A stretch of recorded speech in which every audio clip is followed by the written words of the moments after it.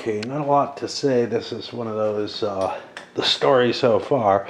This is going to be the third video, second video, I guess, on the Bloody April game. So far, I've gone through the first 10 turns. I've struggled mightily just to move my planes around, and they've just been inching towards each other, and that's about it. The scenario only goes maximum, what, 45 turns, something like that? I don't recall. 45 turns max, which is an hour and a half of game time. Not my time. It takes a lot more of my time. But yeah, it has been a struggle.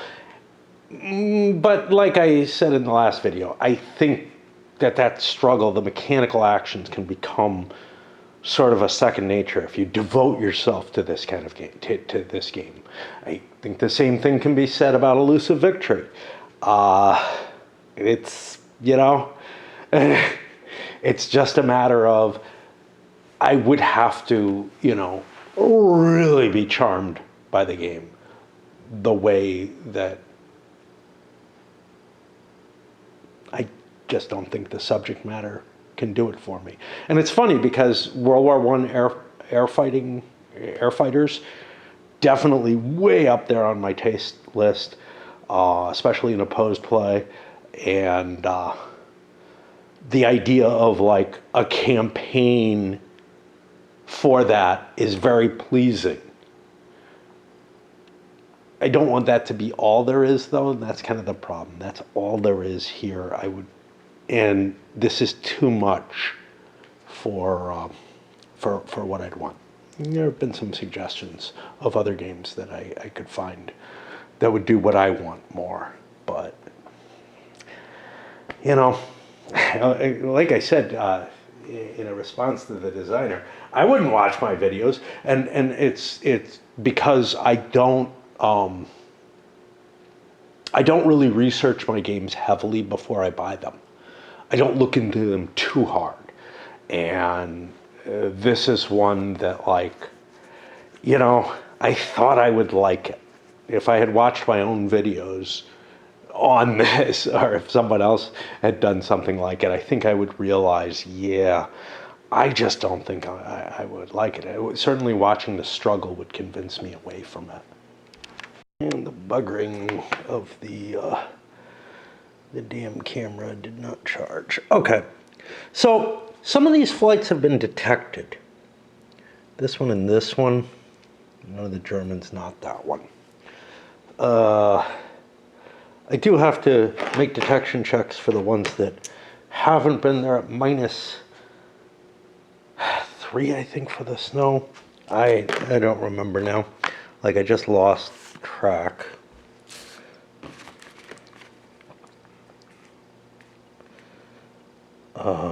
Oh, there it is. It says -5 for snow here. On the weather, I don't know where it said something different. Now I'm worried. Rain or snow? Snow, okay.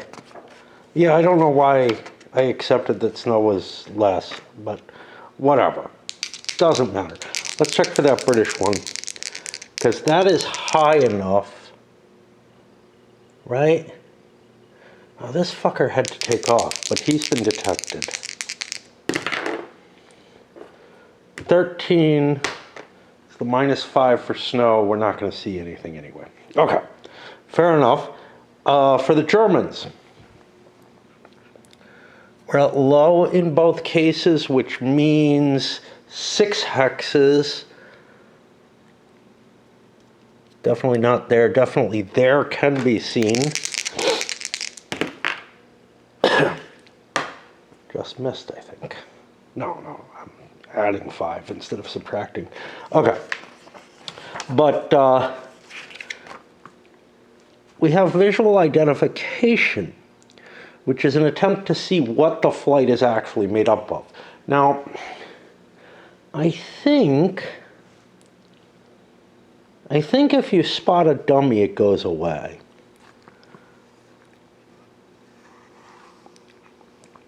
But I'm not sure. I know if you visually identify, it does. Let me check I don't have any dummies on the board. I have one of each available. Luckily, in the main section on dummies, because again, there's a whole list of things that talk about dummies, it does actually cover this. They don't go away until visual identification, so you can spot dummies or detect them. Visual identification, well,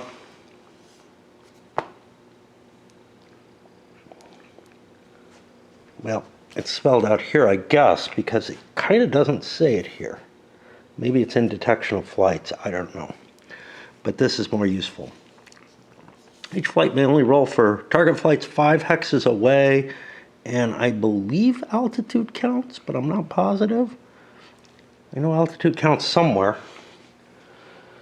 Nothing is 5 hexes away, so we're not able to tell anything about these counters. We have just succeeded in detecting them. I think that allows us to attack them. Again, I'm not sure of this stuff, right? It must allow something. It allows you to visually identify. Great. Okay, so we don't have any of that, which means, and again, I'm only hitting rules as I come across them, because I just could not hold them in my head after the first reading, and I don't think a second reading would have helped. Which means we go to the movement, and I gotta swap batteries because this one did not charge. We may be close enough. We're 8 hexes away, so I gotta check if we're close enough. We need to draw chits. That's gonna slow things down a little bit. Yes, it's within 10 hexes. If any flights are within 10 hexes of each other or across the borderline, you do have to use the trench line. The Germans are going to force the Allies to go first, and we look here, and this is for small. The Brits are going to have to fly 2 of their flights in order to operate. Now, what I may want to do is I may want to create a dummy at this point, because the Germans don't know where I'm trying to go. And in order to reproduce this plane, which is what I'm going to do it with, I need to give it the same stats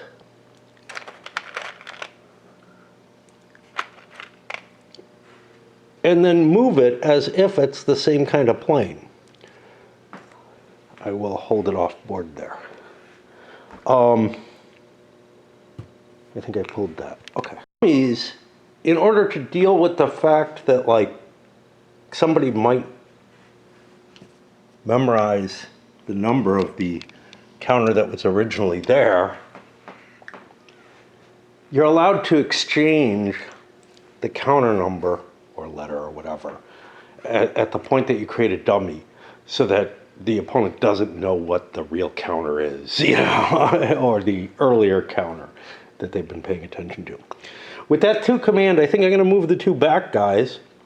There is nothing, I mean, there are all kinds of counters. Hey, I could use little infantry counters, you know, whatever. There are all kinds of things I can use for this.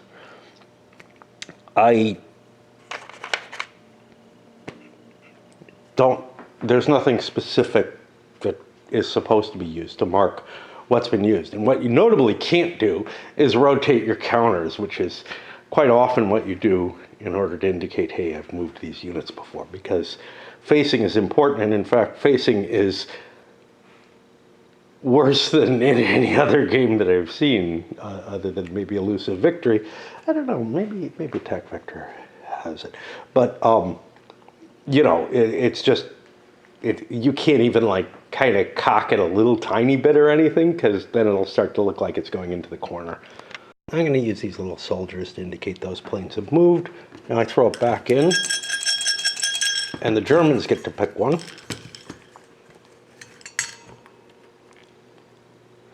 And they have to move one of their flights.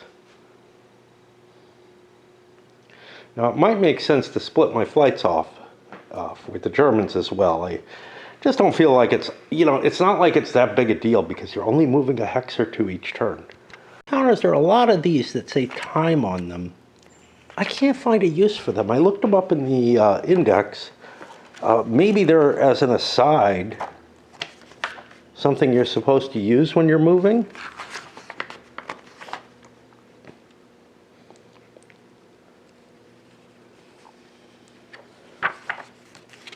It's also like turn markers, but those can remind you that you have a turn available to you when you start your move.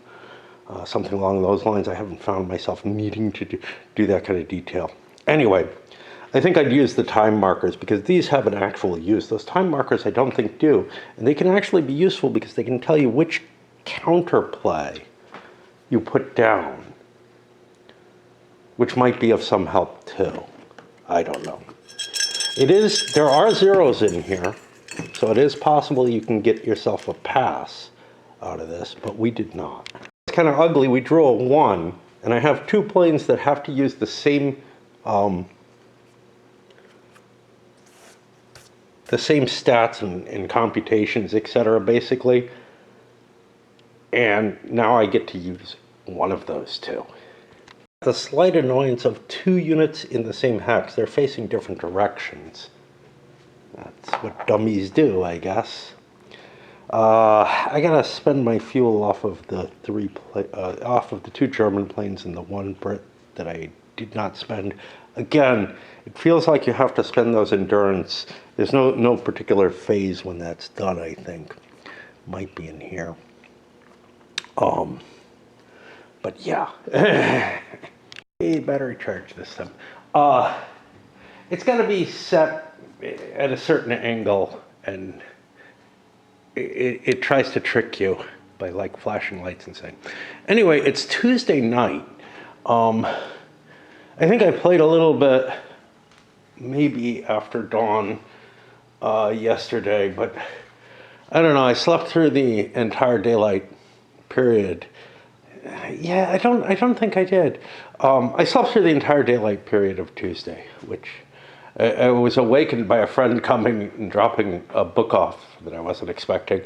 And then I'm like, oh, I gotta bring my garbage. All right.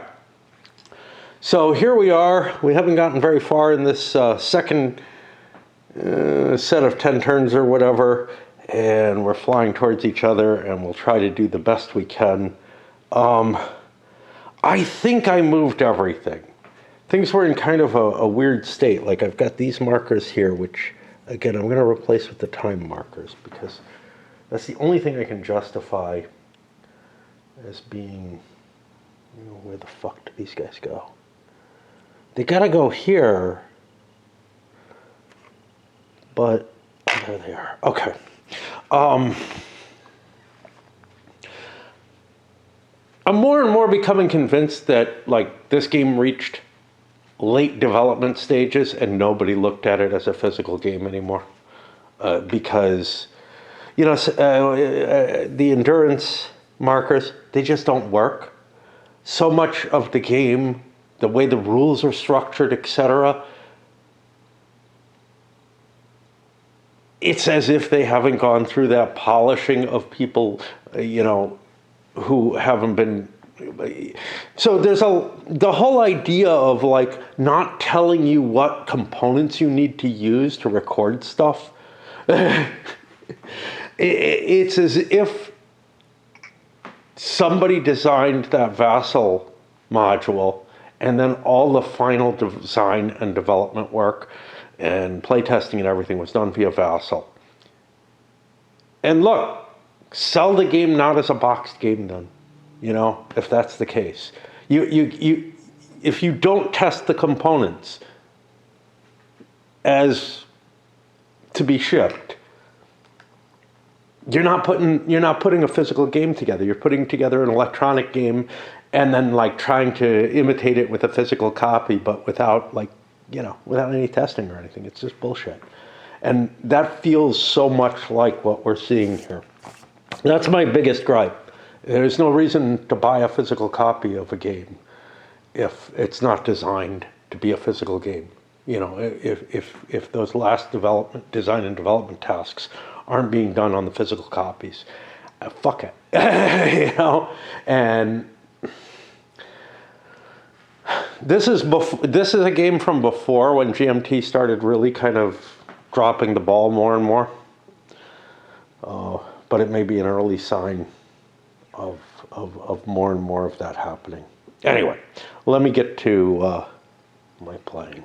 Of a similar vein as we hit the wind phase, you know, 2 flights stacked in the same space, that's a lot of counters, to be honest. Each flight generates a decent amount. This one has the airplane counter, the deck level counter, or the height counter, this plus or minus 0.5 possibly. After movement, it's going to have some kind of movement counter on it. It's also possible that there are other little things that are present there that we haven't seen yet. But just from moving, you're generating three different pieces of information per counter.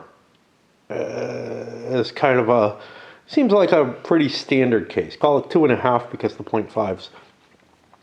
That's a pretty big. That's a pretty big thing. Now, when you're not stacking, no big deal. 2 planes, not that big a deal. But there could be more. And on top of that, you're so worried because the facing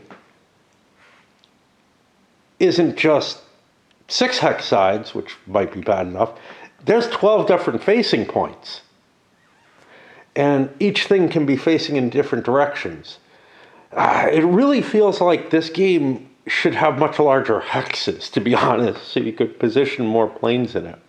I was actually surprised. I thought it was bigger hexes. I'm confusing it with something else that I dealt with recently. A little funky. Once a plane is detected, maybe after dogfights. I know after dogfights you lose track of who's where. But once a flight is detected, it kind of stays detected. Now, that makes sense in the idea of, I know they're flying around me, but you know which hex it's in. Now, of course, it could split off a dummy.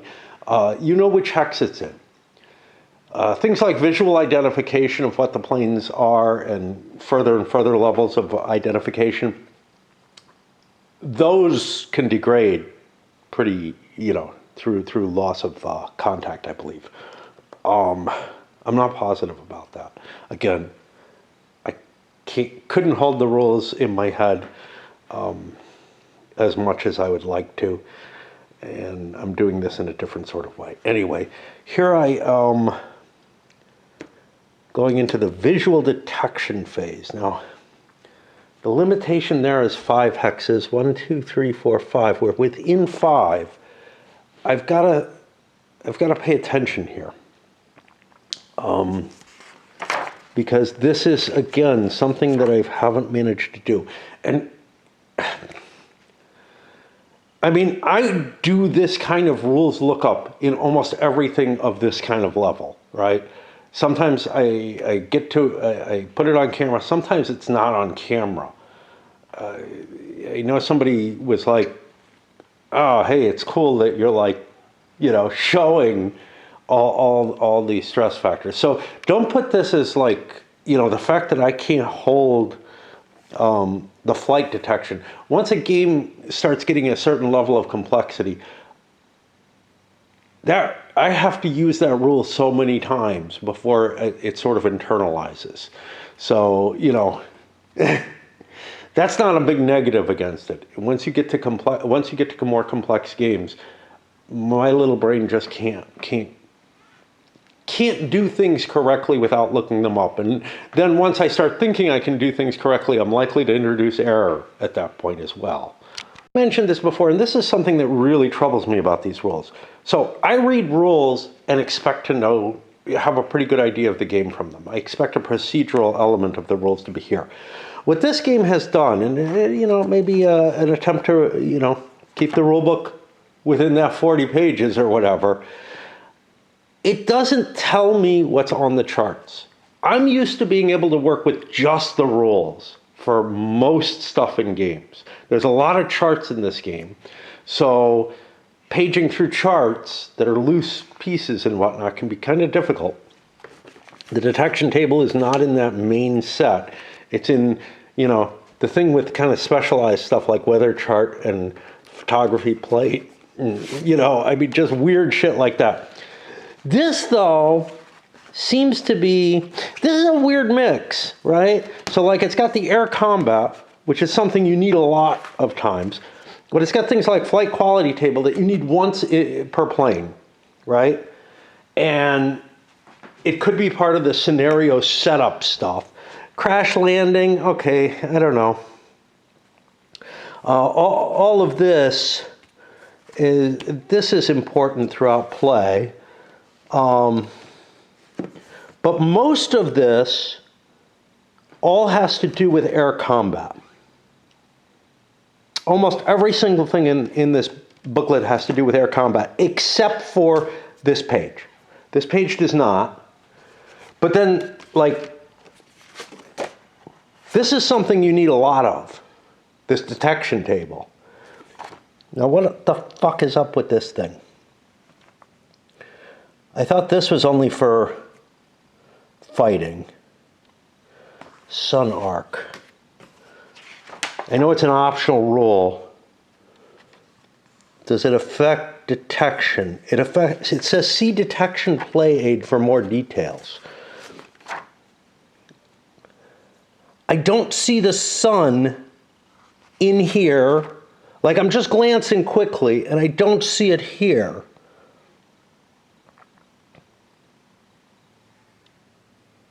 Here we have from spotting aircraft, use this from spotting aircraft directly.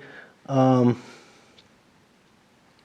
this is what I'm looking at, visual detection. It also has to do with engagement, which again is part of the combat system, so it's a little weird, but this is optional.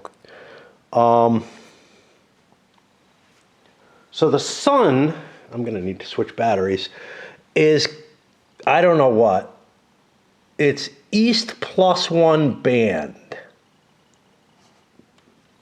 What does that mean? Well, let's read this. See, like, basically in this game, you need the charts and the rule book because there's key rules stuff that's not in the charts. I'm used to like modifiers and all kind of stuff like that just being embedded in the rules. And sometimes that's a little dizzying. I can remember that being the case with Summer Storm. Just way too much shit in there. But on the other hand, it's dizzying when it's on the charts too. But here,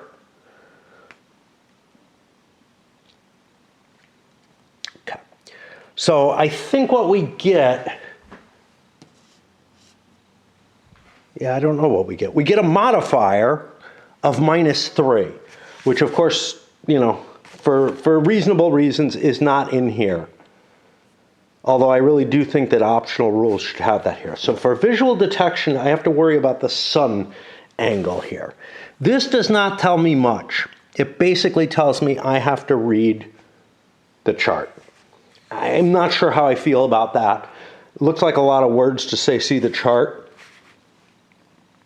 And the chart doesn't explain very quickly what the factor is, but it looks like it's a -3 DRM for what? Visual detection and engagement. Again, that's not really, it says visual detection here, doesn't talk about engagement here. So I don't know. But what I'm looking at is something. Now here we have arcs from the plane, hemispheres, arc limits. I'm not even sure this has anything to do with this. Like, this rule does not explain what I would use this chart as, and the chart is not easy to absorb either. This is how these rules are set up. And maybe you just check a little box on the Vassal and it just generates those DRMs for you so you don't have to do any of that effort. Great. Why not just make a fucking computer game then? Why make a board game and make the board game so difficult to play? But yeah. Okay. If attacking target flight is within the arc and above any altitude bands containing any negative weather effects. So what we're looking for, well, we're not attacking. We're spotting. Use the 60-degree arc, see arc diagrams from spotting aircraft directly east or west. Okay, we're in the east because the sun's rising. East is that way. Who's going to get the penalty? Directly east. East is, so these arcs come out of a hex side, it looks like. Well, it depends on how you're positioned. So directly east from this, I guess would be this cone. We're worried about these. Is he higher? That is the issue, right? Maybe not.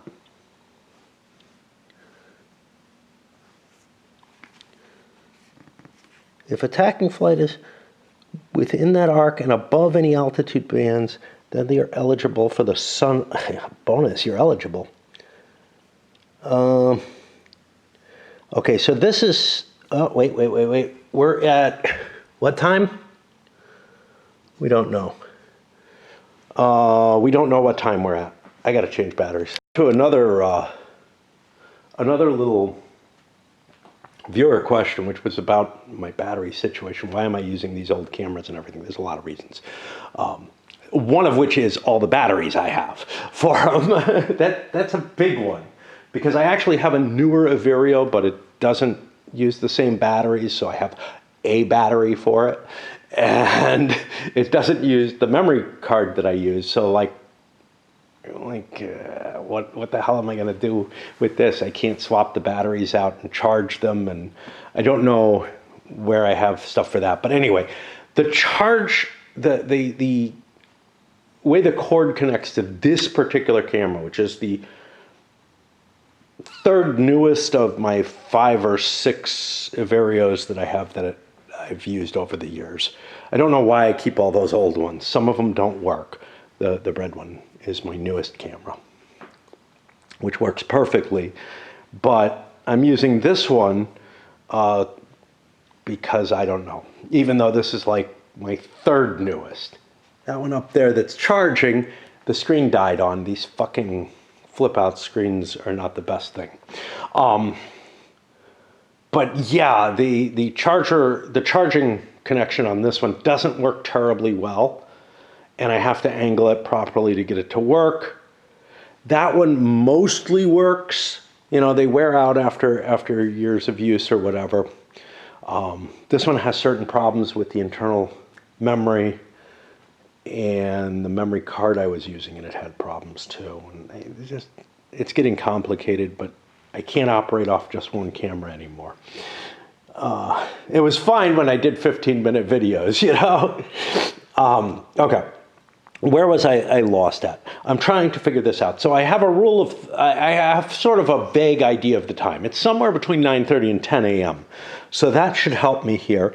That's gonna put me in this. It's gotta be east of the spotter and 1 altitude higher.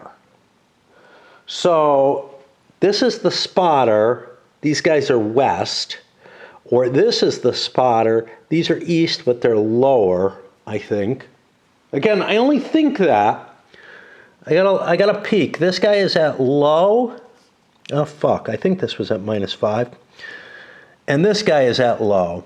So they're at the same, but that's not gonna help. Okay, perfect. So sun does not have an impact here.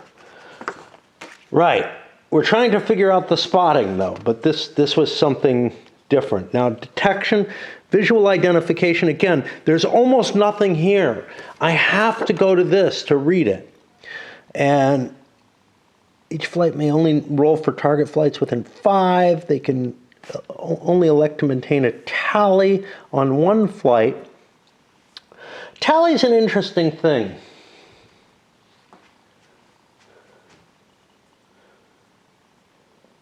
Not entirely sure how this is used, okay? We have tally markers, which are here, which have a letter on them. I don't know where we record this letter. I think it corresponds to the number of the flight that's watching that flight. But I thought there was a value for the tally. Maybe it's just having a tally is good enough. Yeah, I think it's just you're paying attention to that flight. Fine. Okay. Occurs after all flight are rolled. Each flight may only roll for target flights within 5 with applicable DRMs. All right. So let's see if this German can see either of these. They're both at low. Low is in the snow. I think that's actually a cloud right now. I'd have to look up snow to figure that out because it's like, it says snow low, but I think it's actually only lower than that it's actually snow. I don't know.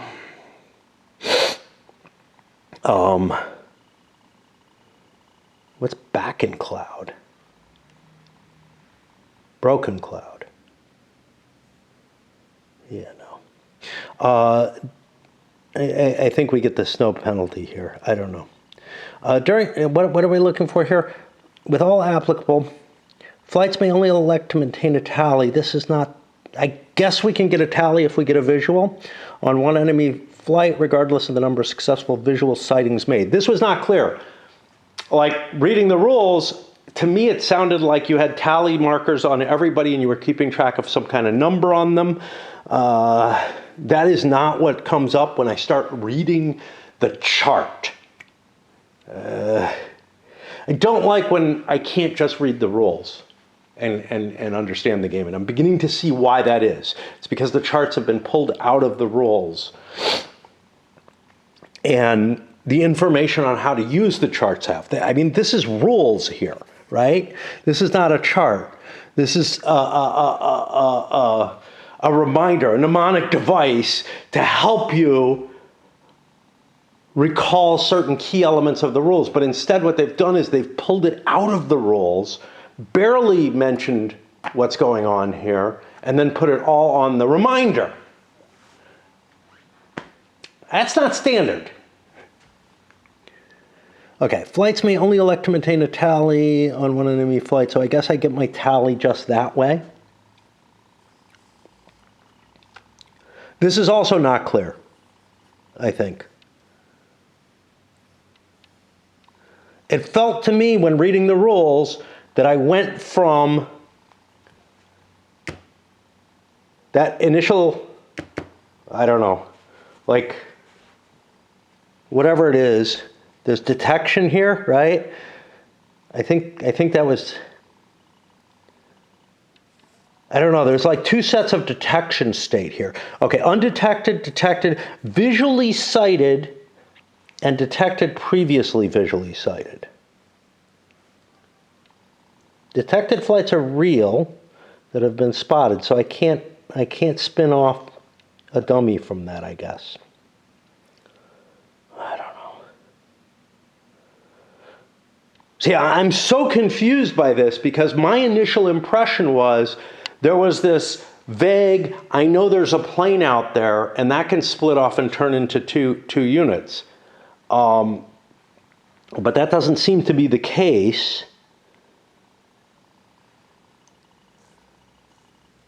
Detected flights have their generic undetected counter replaced with the detected side of the flight counter. If the detected flight is a dummy, remove it from the map. Yeah, okay, so dummies, once they're flipped, you can't put dummies out. Did I cheat here? I think these are undetected. I can't paw through them. It's too complex to try to see what the counters are when you have like a stack like that, but I'm pretty sure those have question marks still on them. Now, so visual identification is the next thing up. No. Detected is what we have on the map. So we have either undetected or detected on the map. Visually identifying requires, and then they don't really tell us anything. We got to look here and try to piece together what it is up here. Now here it talks about the tallies. I thought the tally was another level up from visual identification.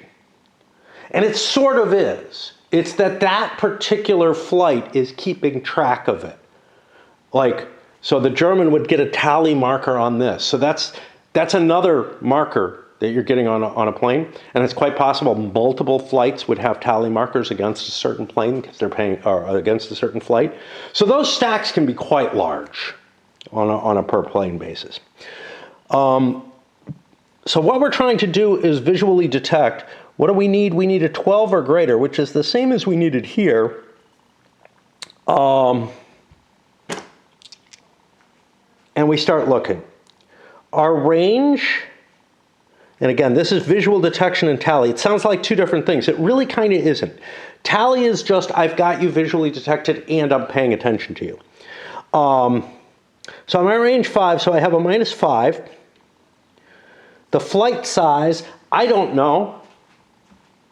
This is, oh, we didn't find these. We can't see shit. Okay, let's turn it around. Right, these are question mark. These have not been seen. This has been seen, so I can go for this. It's -5. How big is that? I don't know. That is letter A. That's the Halberstadt. I've got 5 of them. So we're at -5. Make it -1. I don't know what this shit is.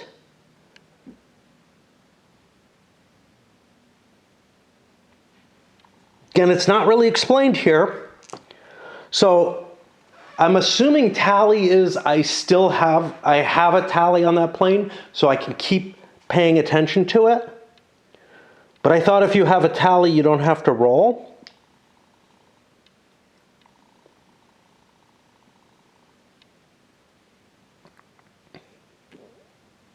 And undetected, well, okay, so these are modifiers that would apply to here as well, I guess. Although I have no idea why you would have a +3 for tally. Like, I don't think you have to roll again for that.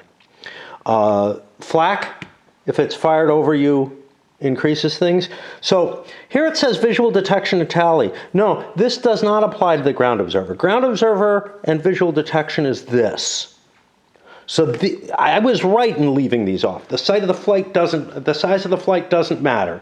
The fact that it's undetected doesn't matter. Now, an undetected plane will never roll on this. Right? That's what I'm getting here. But maybe I'm wrong. Maybe you can visually identify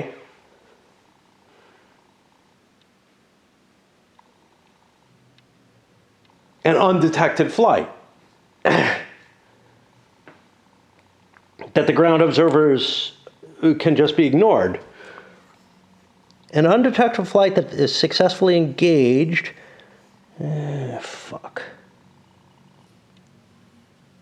Okay. Each detection phase, both players roll 2 dice for each undetected enemy flight within detection range.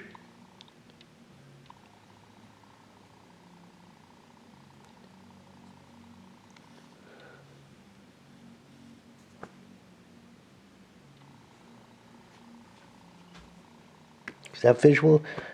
I think, yeah, it doesn't say detected flights. I think I can try to visually identify a flight that I have not detected yet. So we were worried about looking at this.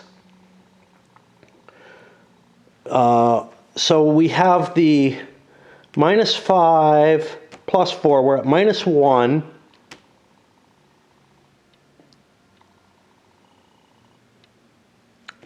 -6, we need a 12. This is to see the German plane. We got a 14. -6 gets us to 8.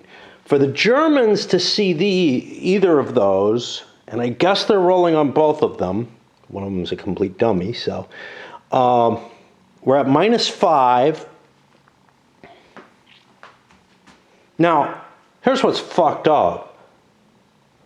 If I reveal that the size of the plane, the flight size, somewhere it was saying dummy's flight size is like 0 or something like that. If I reveal that, I automatically show that that is a dummy.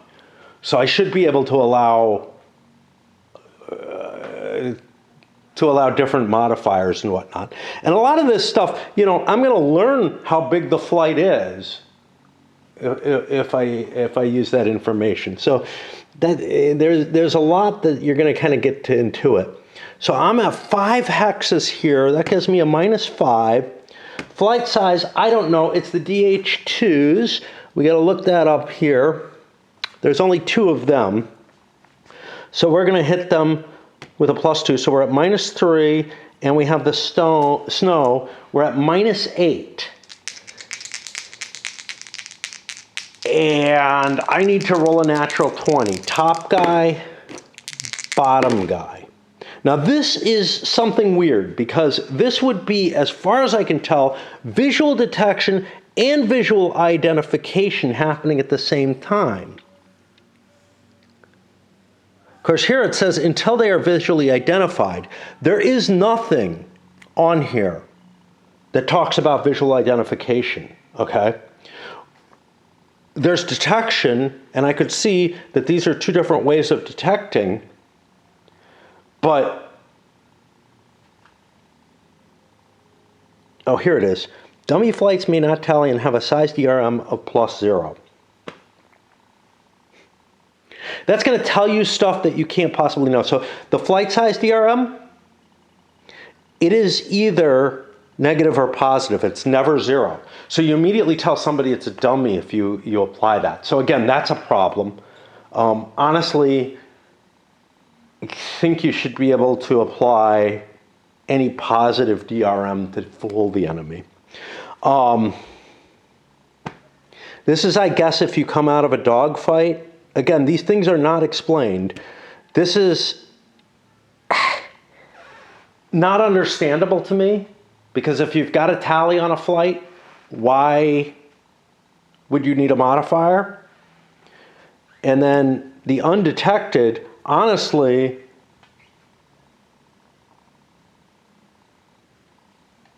yeah, I don't know. That should have been in place so I couldn't possibly detect.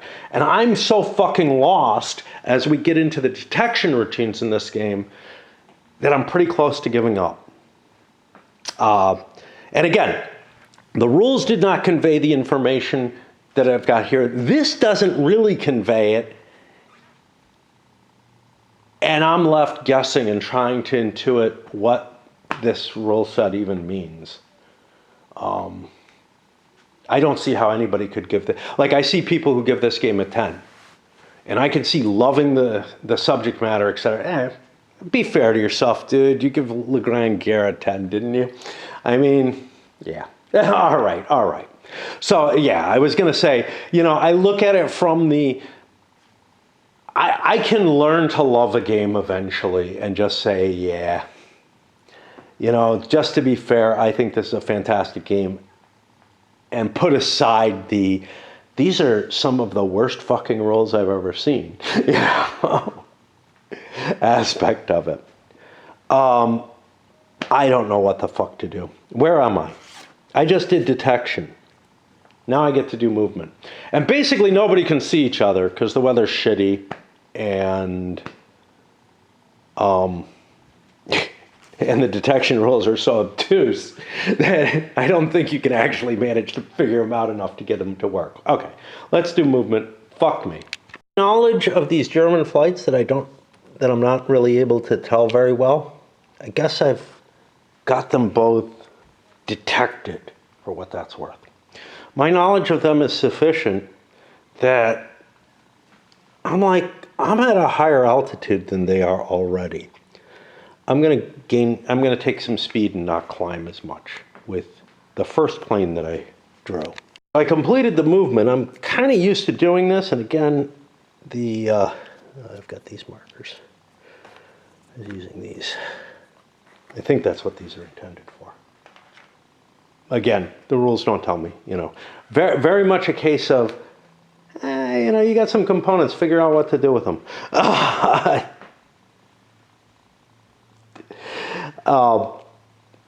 I stopped climbing with the 2 in medium, but everybody else is still climbing because the Germans have to get themselves higher up to cope with the Allied forces. And these guys are relatively low. Now, I've got both of these on here.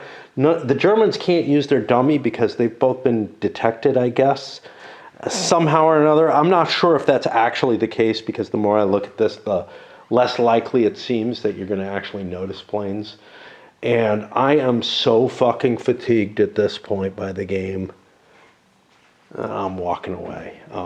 This was, I would be walking away at a quarter of the effort I put in here. Trying to figure out the detection rules in this game. I mean, come on, man. Seriously. This is...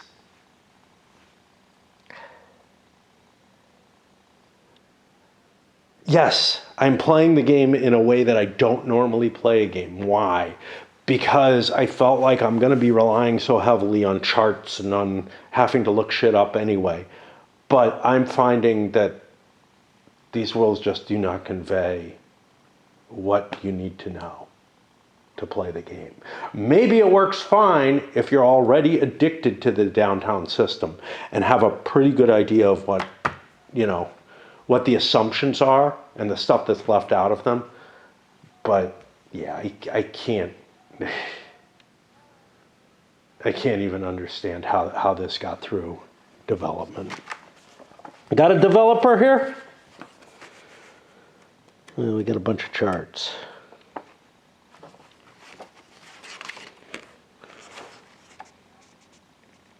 We have a lead design. We do not have a developer.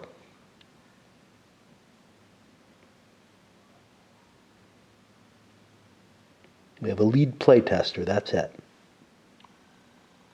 Who, that's just not a term that I would say gives you the kind of, lead playtester sounds like somebody who collates it sounds like somebody who does some of the development tasks, like maybe arranges the playtesting and collates the information and everything. But yep, this is another failed rule set without a developer. And again, I'm going to point out something that so many times I feel like I have to point out. I don't care who your designer is.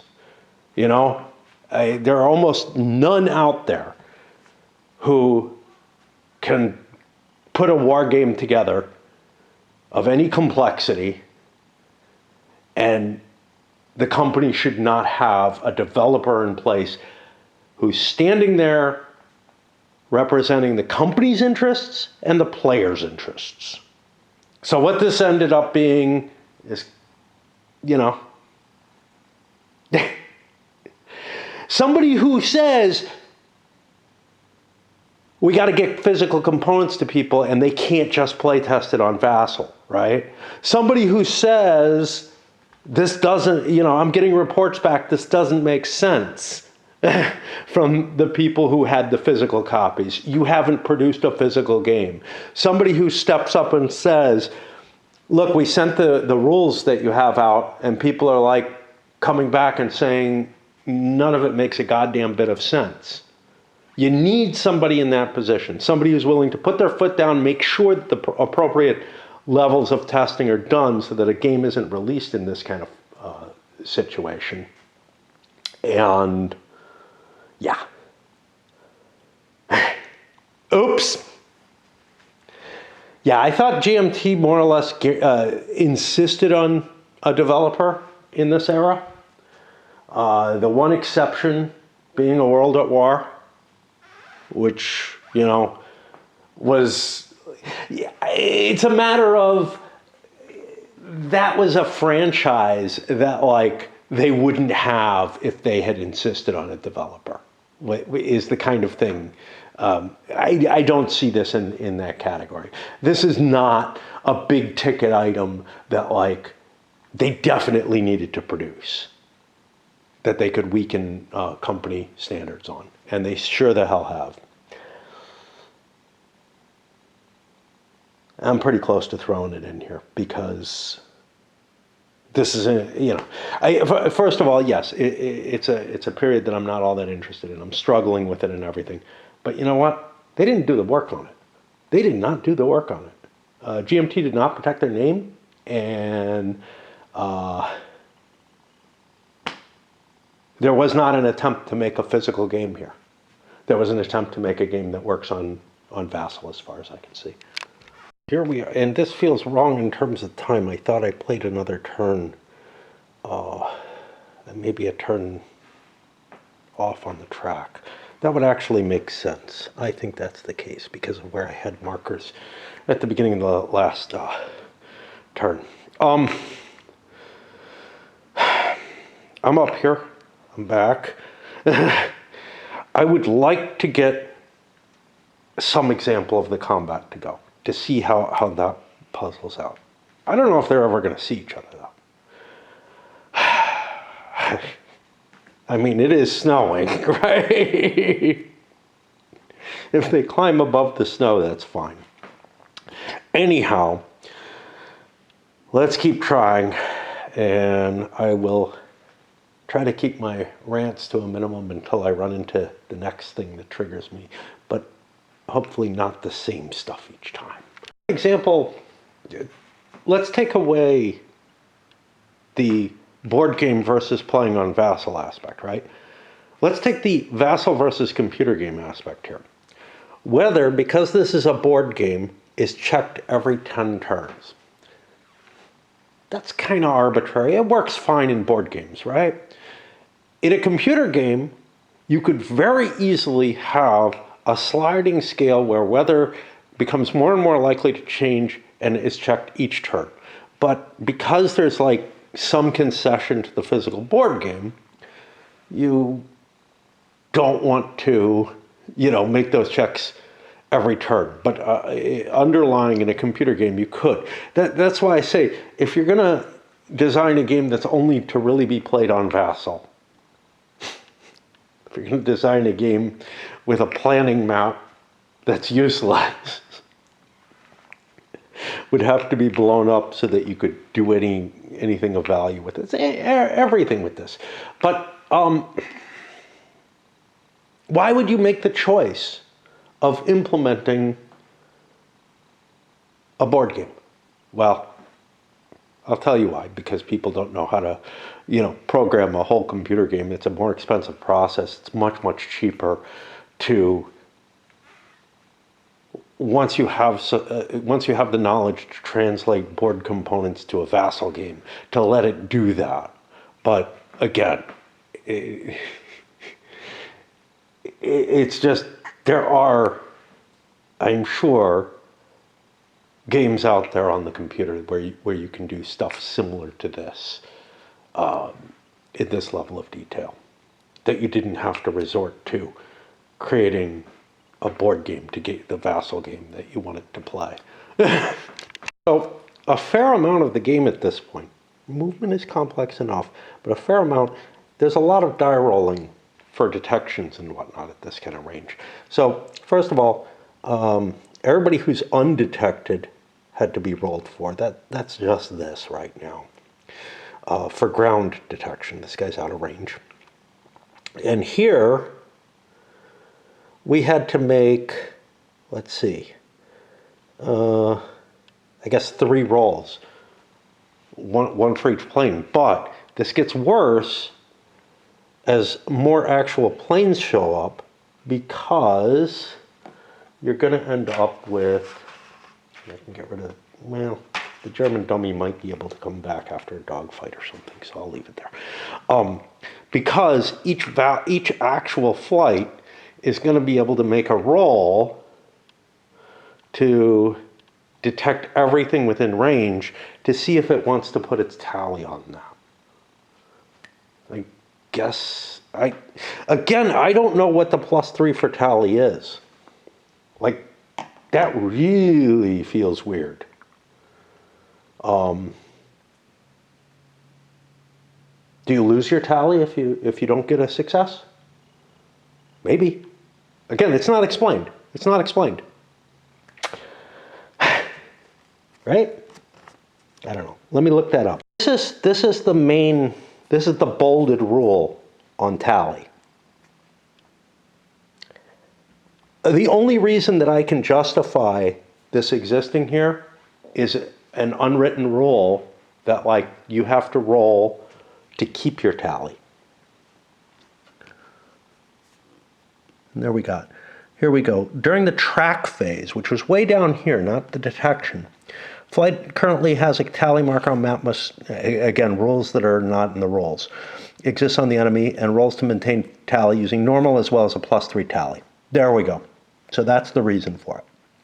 So outside of your normal detection phase, you have to roll to maintain tallies. But that's all it's about.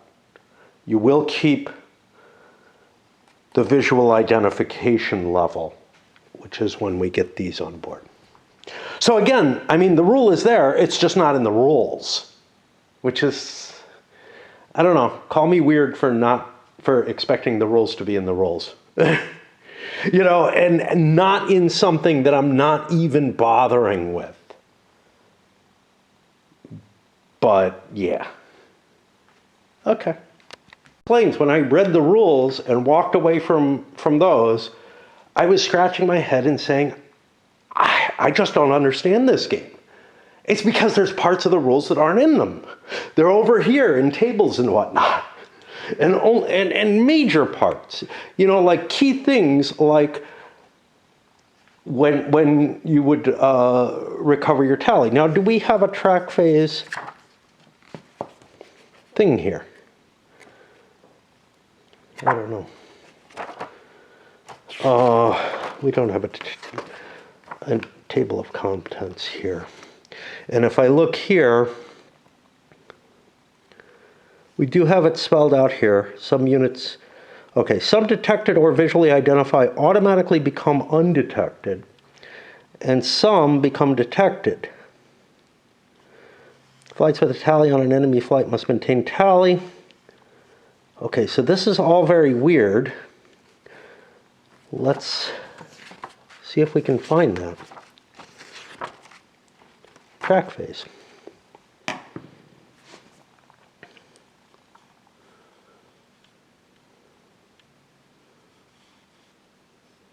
Yeah, so we have it here.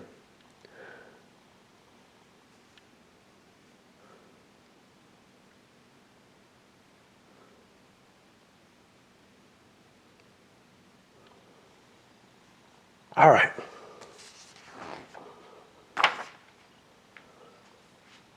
That should have been sufficient to give me that idea.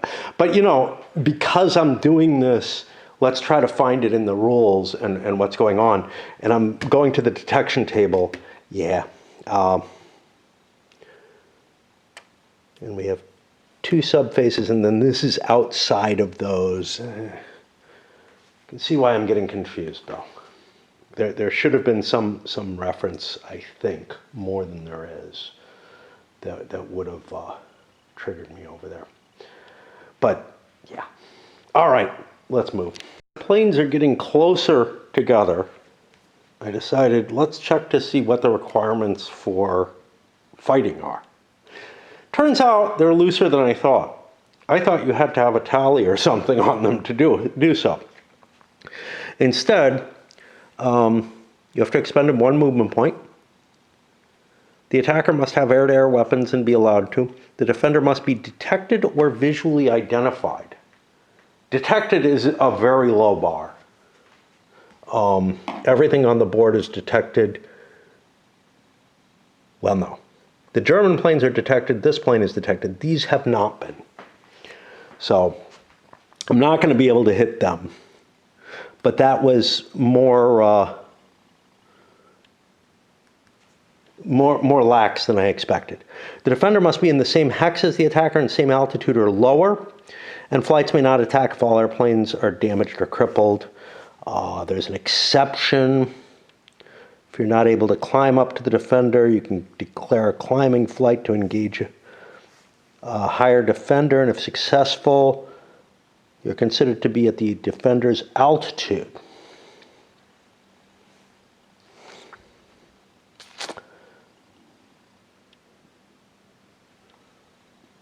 I hope you're able to reach that altitude. You're marked with a climb marker. Yeah, and then you make a roll to see if you can actually fight. So right now, the Germans have not detected either of these. Detecting one would pretty much tell me the other one doesn't exist. That's kind of problematic because you got map clutter that can confuse you.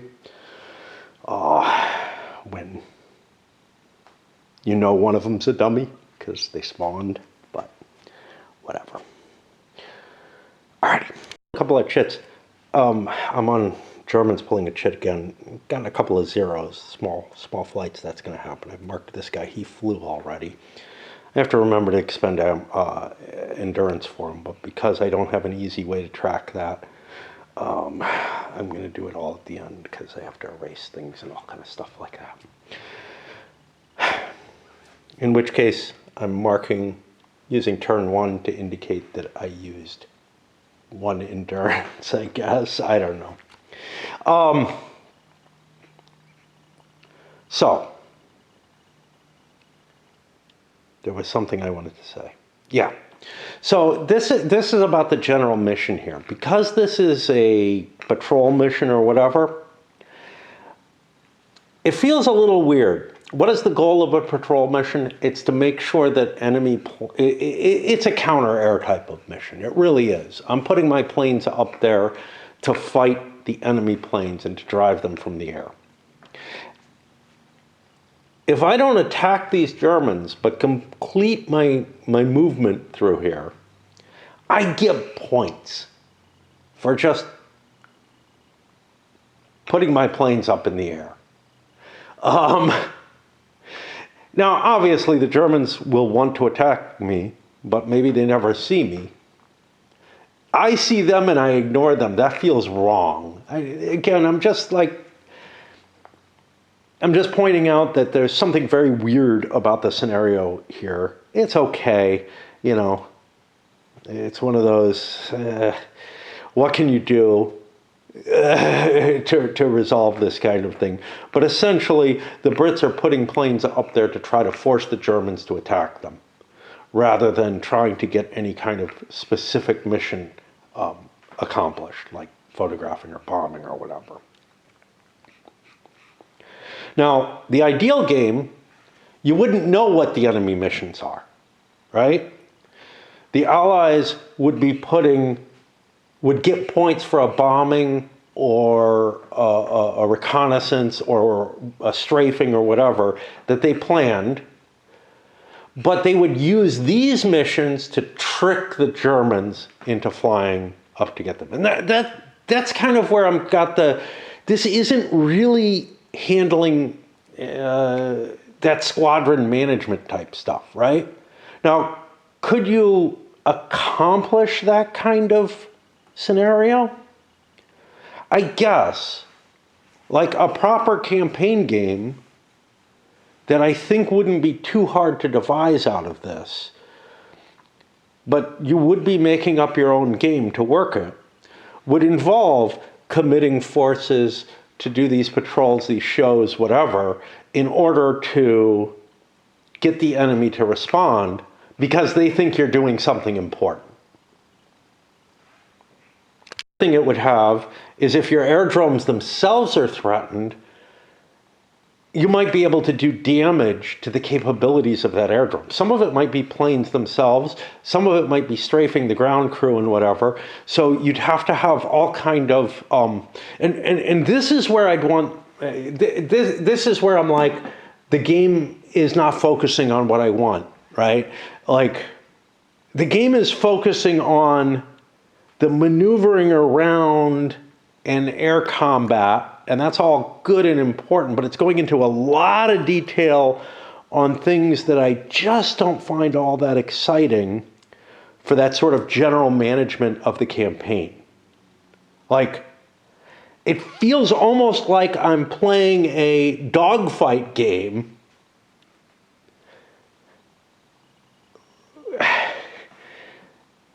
where I have no structure, no campaign around it. I'm playing something that's a bunch of dogfight scenarios that are zoomed way out too far to be handling the dogfighting element, but also aren't handling the squadron management, the mission tasking, and all of that. Although for some reason, in the play scenario, Captain Ball decided, I don't know why, but whatever. I'm just so stuck on that and the fucking Ugg boots or whatever that they're wearing. Fug boots.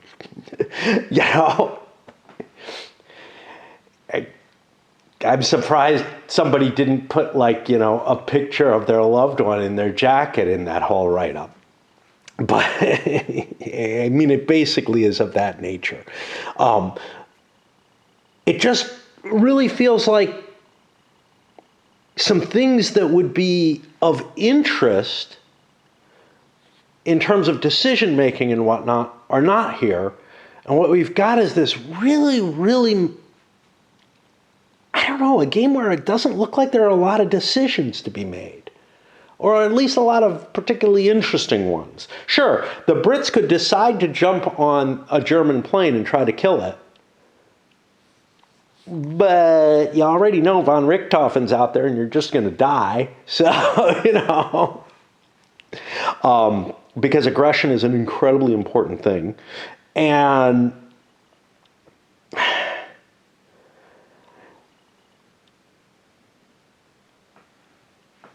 I mean, most of it is just this mechanistic trying to get in there, trying to get the detections and all that. That's all fine stuff, but I feel like there should be something that you're doing that has something to do with like a broader strategy if you're playing a game at this level. And it really, like, I don't mind the layer of detail that the game's putting forward, but it's like, that's a layer of detail that feels more appropriate in the dogfighting games. I'm okay stepping down to that layer of detail, but then when we get to that, I'm not making any decisions at the layer of detail, at the scope that the game is actually trying to portray, right?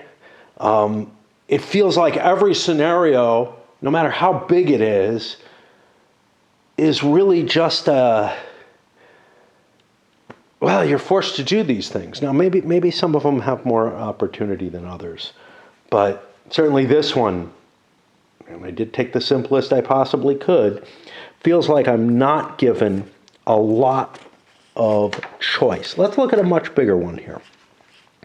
What do we have here? Tasking notes. That's not too important. SSRs. That's not too important. So like this one, it's a patrol scenario again. Do we have anything? I know I'm lost in the midst of a stupid time. Patrol. Show/campaign. Okay, so this is a campaign, supposedly. What do? German aircraft, taskings. Combat patrols, trench strafing, offensive patrols, recon line patrol. Okay, so here I have a lot of different options. And the contact patrol is a counter-air, whereas these others, and offensive patrol is a counter-air, these others are a little different. And of course the Germans actually have some real ones too. So when we're going into the bigger ones, we're getting a little bit more. We're at least getting to decide what missions we want to play out. Now those missions just generate victory points, but okay, right? Again, I would like the ability to affect airdromes and stuff like that within a campaign and some other stuff, but that could all be worked out. I could also design my own game if I had that kind of energy and whatnot. But yeah, many of the scenarios are just something that, like, if they're not campaigns, I think they're just something where you're just trying to accomplish a mission and not much feels like it's happening there. At least there's some bluffing and whatnot as to whether or not you're throwing an offensive patrol out or whatever. But I gotta tell you, those campaign scenarios, I feel like the victory points feel wrong for them. You shouldn't be getting a good deal of victory points for doing an offensive patrol that doesn't get engaged. Because the reason for that thing, like, you shouldn't be getting comparable victory points to, a reconnaissance or a bombing mission or whatever. Because the reconnaissance and bombing mission, that's what you're really doing there. The counter-air missions are only there as bluffs. You're going in loaded for bear and hoping that the enemy comes up against you. Of course, if you can't actually attack the airdromes, then if he is able to send a scout up and determine that all you are is a fighter mission, well, he may shy away because he does. It might make sense to send a single scout up. You find out that all they're doing is a counter-air mission, and you just say, screw it, I'm not doing anything about it. So that mission has to be able to perform some sort of threat at some point, because otherwise you wouldn't commit to attack it. Just let them waste their fuel and their flying time. I think the idea that there are victory points for doing these patrols, when they're meaningless within the context of the larger game, is to cover for the fact that you can't actually do anything. You couldn't switch your mission to a strafing mission or something like that when you see that the enemy is not present. And it feels like that kind of mid-mission decision-making, especially against an airdrome, should be present. But in order to cover for the fact that kind of mission switching, if you're not contested, because they can tell that you're just a flight of fighters up there,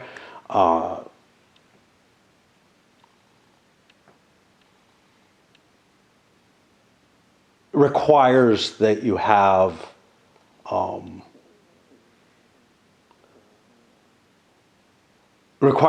victory points being given for just going up there and doing your patrolling thing. And so, it's again a concession because the game isn't going into details that I really think it should be to cover the kind of decision making you'd be making at this scale. And I feel like a whole hell of a lot less detail about, so this is all about the entry into the location and stuff like that, and a lot of complexity about that. To me, that's just not that exciting. And once you commit to doing that much about how do you get from the airdrome to your front line, the ball has been dropped on everything that actually would be interesting from a strategic perspective or operational or whatever, in terms of, interesting to me. Let's be fair there. But I think to most people, because otherwise all you're doing is the mechanisms of getting your planes to the location for the most part. And the purpose of those patrol missions is actually glossed over and lacking. Because instead, the only real their purpose in this is to give victory points the same as it is in a bombing or a reconnaissance run or whatever, or strafing or whatever. Now, should you be able, there is a question of whether or not you should be able to withdraw, exchange what your mission is in mid-flight. There is a reasonable argument to say we're not going in, even though we've got all the components for a strafing mission, we're not going to actually strafe. Look, my battery's not charging in that one. That one's beginning to go bad as well. It's not as bad as this one, but I gotta jiggle it or something. One down there works fine, but I don't want to wear out its plug because it's my newest one.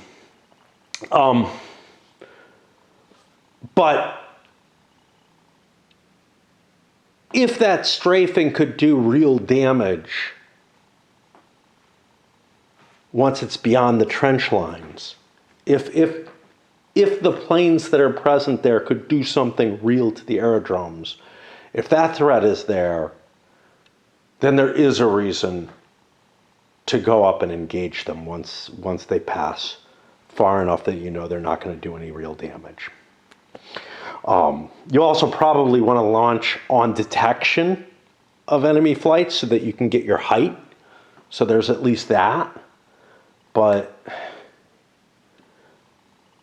again, I just feel like the patrols have their victory points for the wrong thing. Their victory points should come from defeating the enemy, and that's it. And something feels very artificial about giving points for just putting some planes up in the air. The point behind all of that is some of the core decisions that were made about what kind of game it is and where the details should be expressed impacted and created situations that feel absolutely wrong. Now, maybe the same could be said about the kind of game that I'm expressing, but that's very seldom the case. It's very seldom the case that you need more detail to accurately express the overall situation. So I don't think the kind of game that I'm proposing or would be more attracted to would actually generate those kind of inconsistencies. Now, there's no reason those inconsistencies have to be, or problems have to be there, except there's so much detail already expressed on the getting to the appropriate place to do your mission part of the game, which is what the game is about, I think.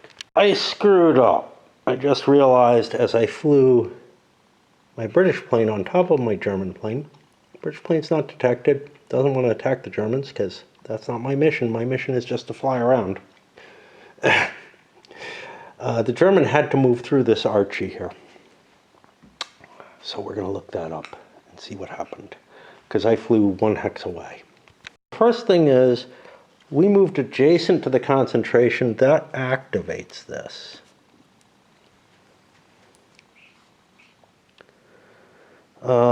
It projects a flak barrage zone. Roll barrage attack immediately each time. Yeah,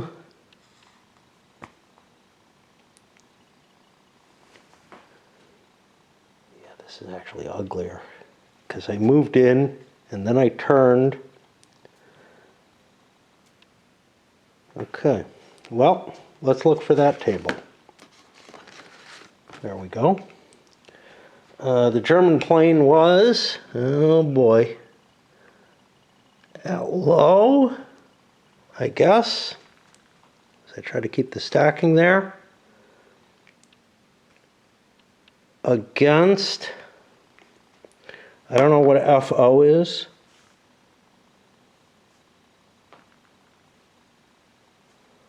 Small arms, I know what that is. Light, medium, and heavy is going to be AA. I don't know what FO is. Flaming onions. Okay. Brits don't have those. So I have a medium.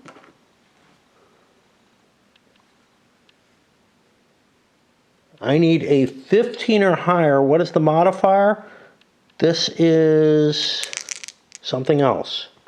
A -2, the value is the flak modifier applied to air-to-ground attacks.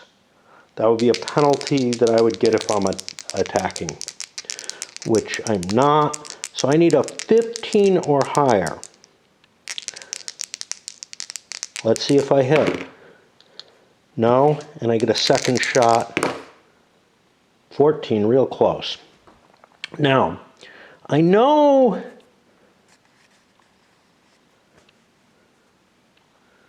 that something causes a marker to be placed. I don't see anything here.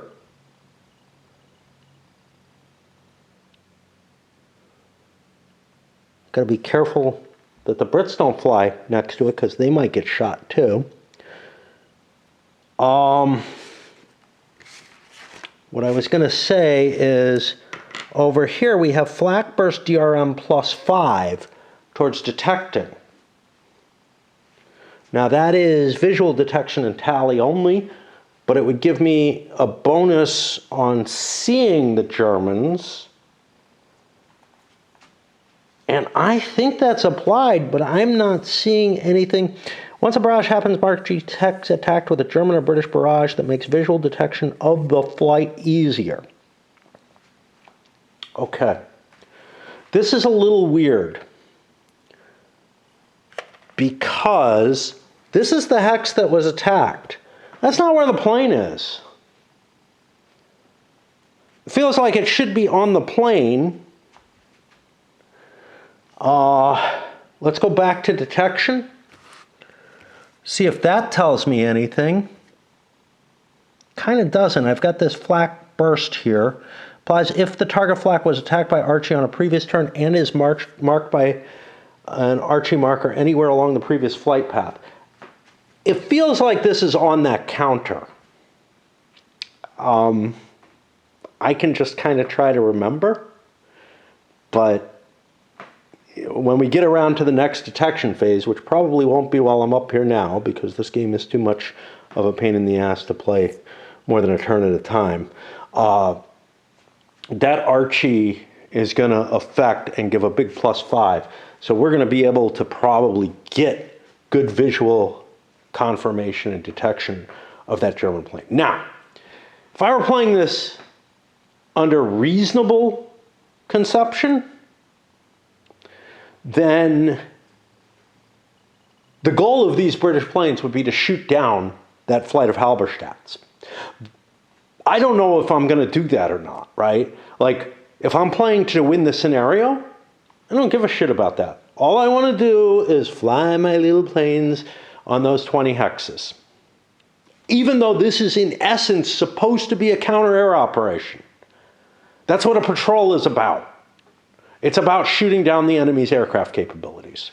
It's about getting him to scramble his planes, thinking there's some other mission in play, and then dogfighting him.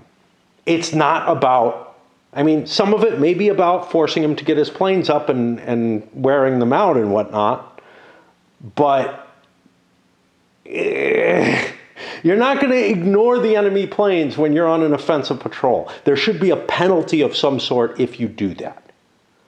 If you see the enemy planes and don't engage them. There needs to be some kind of fix. If they're going to do this, give victory points for just flying back and forth. Bugaboos about charging, other than this camera itself that I'm holding, is that charger right there that I'm trying to hold together with a rubber band. That thing, it's showing green. It's not fully charged. It should be showing red if it's not fully charged, just like that thing blinks red when it should be showing red. It means that something slipped and the connections aren't being made, but they kind of, like, it doesn't work if the connections aren't there. So I don't know why it shows green. Like, the battery has to be in and all the connectors have to be there for that green light to show up. But that means it's not actually charging. Like, it's not able to detect that the battery needs charge, so it's not feeding it fully. I don't know. Anyway, I've moved all my pieces. We're going to drop this down. We're going to take these time markers off. And this, I didn't put them on everything because I just have to take them off. The Brits ended up getting all the last moves, but I wanted to facilitate. Yeah, I got to take this off, take that time marker off, maintain my facings, which, good God, I think the Germans are facing that way, the Brits are facing that way. You know, again, I could cope with a game that abstracted this movement and detail a whole lot more and used bigger hexes than this does. You know, amplify the time and everything, give enough room to maintain all the counters and all that. So you don't have to paw through and try to keep facing eligible. Maybe not with these plus and minus fives and just all kind of stuff that's really, really fiddly in this. That's because of the level of detail that was decided to handle this game.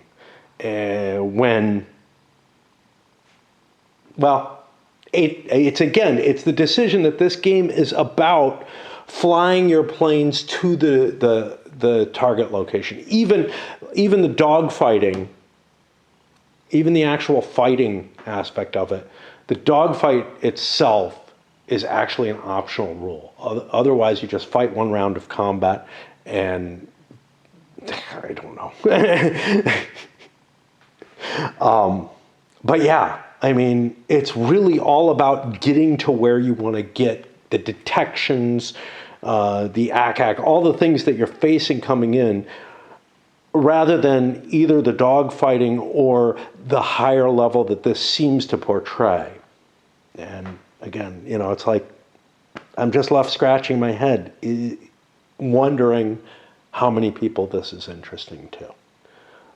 I know, to me, it just doesn't catch it. And I thought that with Elusive Victory and presumably with Downtown and whatever other games are of that type, that of the sort of flavor of this, that those I didn't like because they were modern planes. That I would much more be appreciating something like this. But you know, I think it's actually the core concept behind what's going on in it. It's at a level that I'm like, yeah, I'm not interested in the details there at that, I'm not interested in what the game is designed to do. And I got to put that aside as a criticism, although I think very few people would be interested in it. I think it's a very, very niche market for this. And okay, once you make those decisions, I start to understand some of the others. Although some of them I think are problematic, like the fact that flying my planes on a patrol is going to get me victory points, and I don't have to attack the enemy. Now I could have attacked the enemy with these Brits, but you know what that is? That's a couple of DH-2s. That's just 2 planes. I don't know how many planes the Germans have up there, but it could be a whole bunch of albatrosses. I do not want to face that. So again, why would you send DH-2s, a pair of DH-2s on this kind of mission, a patrol mission in this circumstance?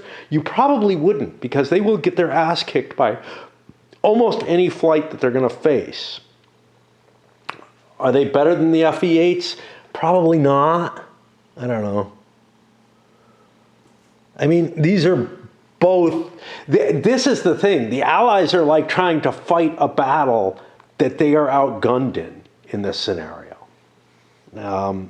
Ideally, they wouldn't be facing Halberstadts. That's gonna weaken the German capabilities somewhat. Those are not going to be as good as the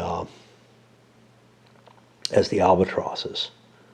They're just not as maneuverable. They can't go as high. Their firepower is not as good. Their ammo is better. Their endurance is better. But, yeah. All right. Next turn's weather phase. I've accidentally blown off the map. I'm not going to worry about it because I've got more grid to cope with. But, you know, I mean, if it was happening near the edge of the map, I would notice. Here, I'm like, Okay, so something interesting has happened so far in the, what is it, the visual identification? Visual detection subphase. We got a successful spot. This is the first time air-to-air has gotten a successful spot. Even though there's a weather layer between us and whatnot, I think. I don't know. I mean, digging through that is almost impossible, but it looks like those guys have made it to medium. Where we got visual ID, so we put the DH2. I think that tells us that this counter does not exist. So I'm going to take it out of play. I'll put it back here in case I want it. Counter 1. I can keep that available in case this becomes disappeared again, just so I don't have to rewrite. What is this medium? Fuck. I don't know what this is. Son of a bitch. Okay, I don't know what this medium is here. I'm gonna put it here. What did I take out of play? I took this out of play. Yeah, this is fair.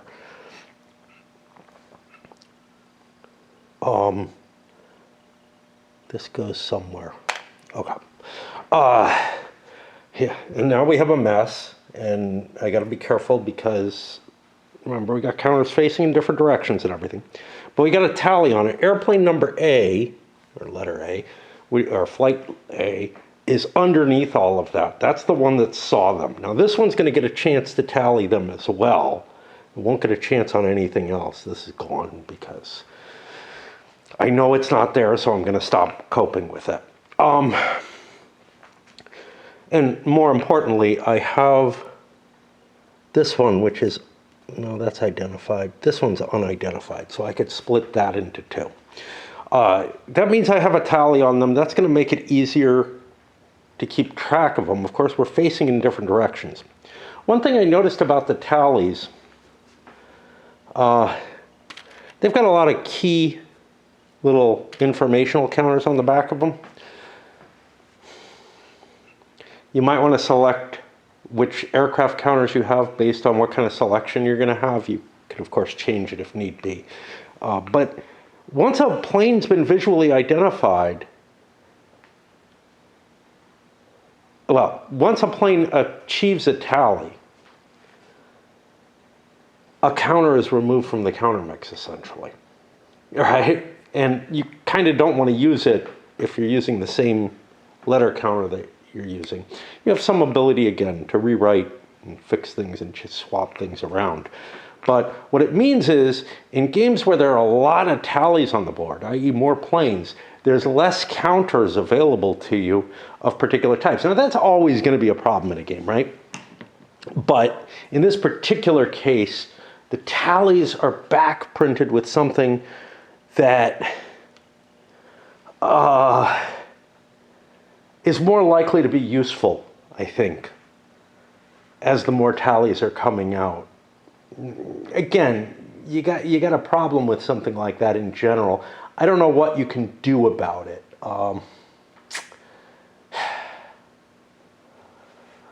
It's on the back of these fuckers.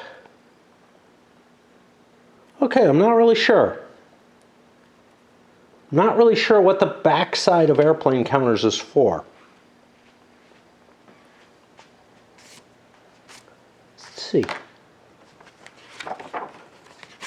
Of course, they're a different size than other counters.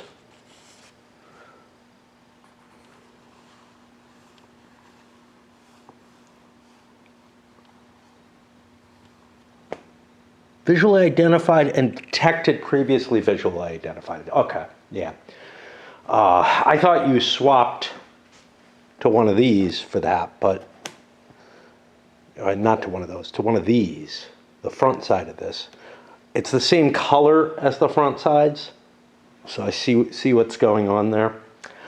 I don't know, you know,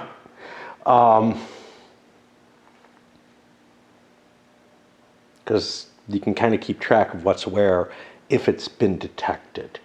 Once it goes undetected, it's really invisible again, kind of, sort of. I don't see an easy fix for that. Obviously, again, you know, if you're playing on the computer, you probably have an unlimited number of whatever kind of informational counters you want. You know, the computer can just generate whichever counters it needs. But yeah. So once I clean that mess up, I go to this guy's. And again, I mean, even with this small amount of planes, making all these detection checks and everything, it's getting to be messy. It's getting to be messy.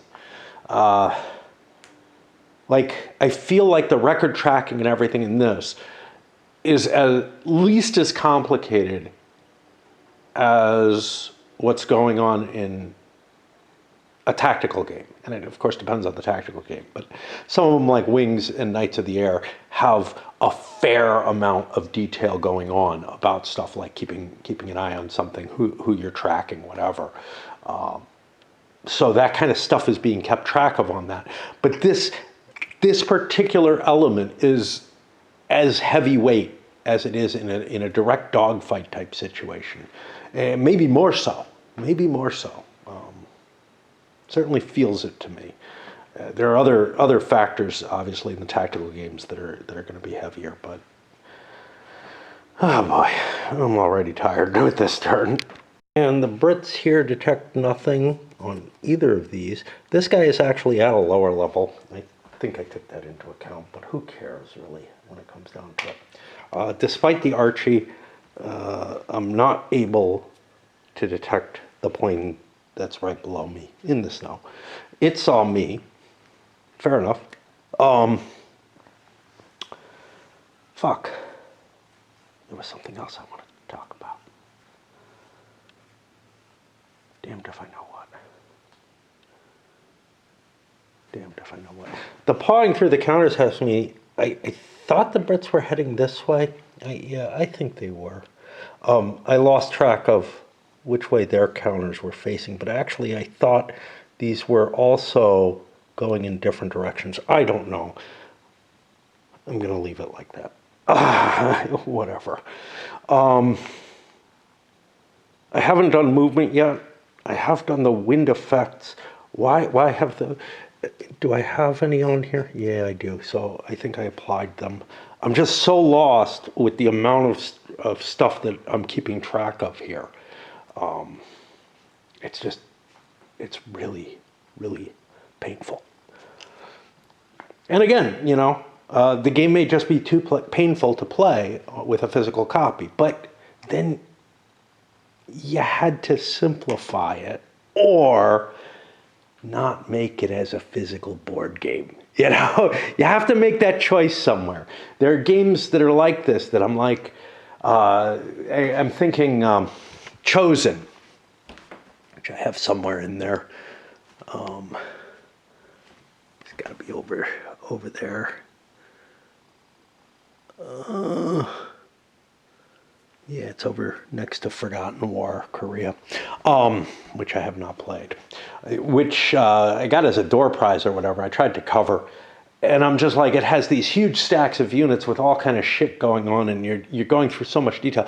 It's just too much to do as a board game for me. And I think this probably is too much to do as a board game for most people, in which case don't fucking sell it as a board game. I mean, this is the smallest scenario. Yes, I'm new to it. But it's just like, compare it to like SFB, which is a game of, I think, greater complexity across the board. That has, you know, handling the smaller scenarios, there are a few ships on each side, the equivalent to a few flights on each side of this. You don't have piles and piles of counters going on with that. You might have weapons counters that are on the board moving and everything. And everything, there's not a whole bunch of complexity going on in there in terms of, there is in terms of the slow mechanical movement of the ships. That is complex in the same sort of way that this is. But it's not relying on all these markers that are going on. It handles it in different ways. For example, in the on the, trying to remember what it's called, the impulse activity chart, you make little markings on that chart to indicate when somebody turned and stuff like that. Here you're able to turn a lot, so it's not really that kind of big deal, but you get this stuff like the wind effects piling up, all this spotting and all that. Yeah, it's stuff that's not covered in that system, but it just feels like there would be better ways to handle stuff. Largely, I would say, having to do with each flight having its own little record. That's not just a little sheet of paper, and that a lot of the information is kept on there. Just as something that's easier to do in a physical board game than piles of counters. Could I do it? Yeah, sure. I could make a new sheet, you know? I could make a one sheet per flight. That would be fine. You know, something like this, kind of like the SSDs in SFB. By the way, this is a waste having these one-sided, but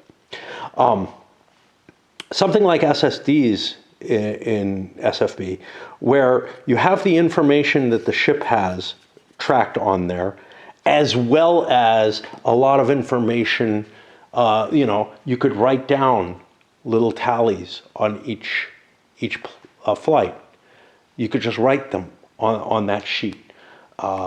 You would have all the information from here, all the information from here, and some other, you know, other tracking information that's being kept on counters, all on one sheet of paper. There aren't a lot of planes in the game, or a lot of flights in the game, at least not in this scenario, you know. Remember what my, and it's something I'm rehashing, which I said I wouldn't do, but I can't help myself. If the British had seen the Germans, they would have no interest in engaging them. That's not what they're trying to do. They're trying to fly over a certain area, and that's it, which, you know, would be fine if they were doing recon or something, but they're not. I do this, but I can't yet. It actually happens in the admin phase. I was going to drop a dummy on the board because I want to split my flight off, but that doesn't happen until the admin phase. I cheated last time. I'm not going to cheat this time because this is when the detection happened and that went away. All three British planes have had to move. I've handled that. Now the Germans can move. I want to see if I can attack with this. So I look at the engagement prerequisites. Attacker must have air-to-air weapon, yeah. Defender must be detective or visually identified, yes. The defender must be in the same hex as the attacker and have the same altitude or lower within the attacker's altitude band or the altitude band immediately below. I fail at that. But I don't just stop there, because there's an exception here. Flights may not attack if all airplanes in the flight are damaged or crippled. No. An attacker who's unable to climb above the altitude of the defender due to cloud cover. I can't climb due to cloud cover? What's up with that?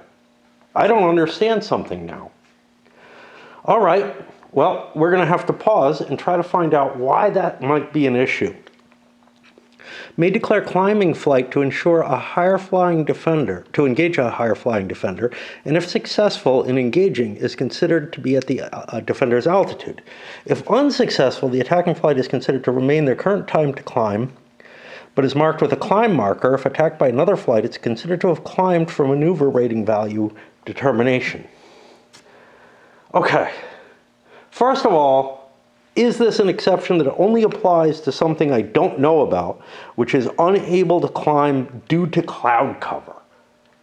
Let's look that up first, because we can just give up if that's the only thing. Because I'm lower and will not be able to get to the altitude that DH2 is at. Big deal. well, maybe I am able to, I don't know, because the actual altitude is based on the time to climbs of the planes. So it's not just like deck +1 or whatever.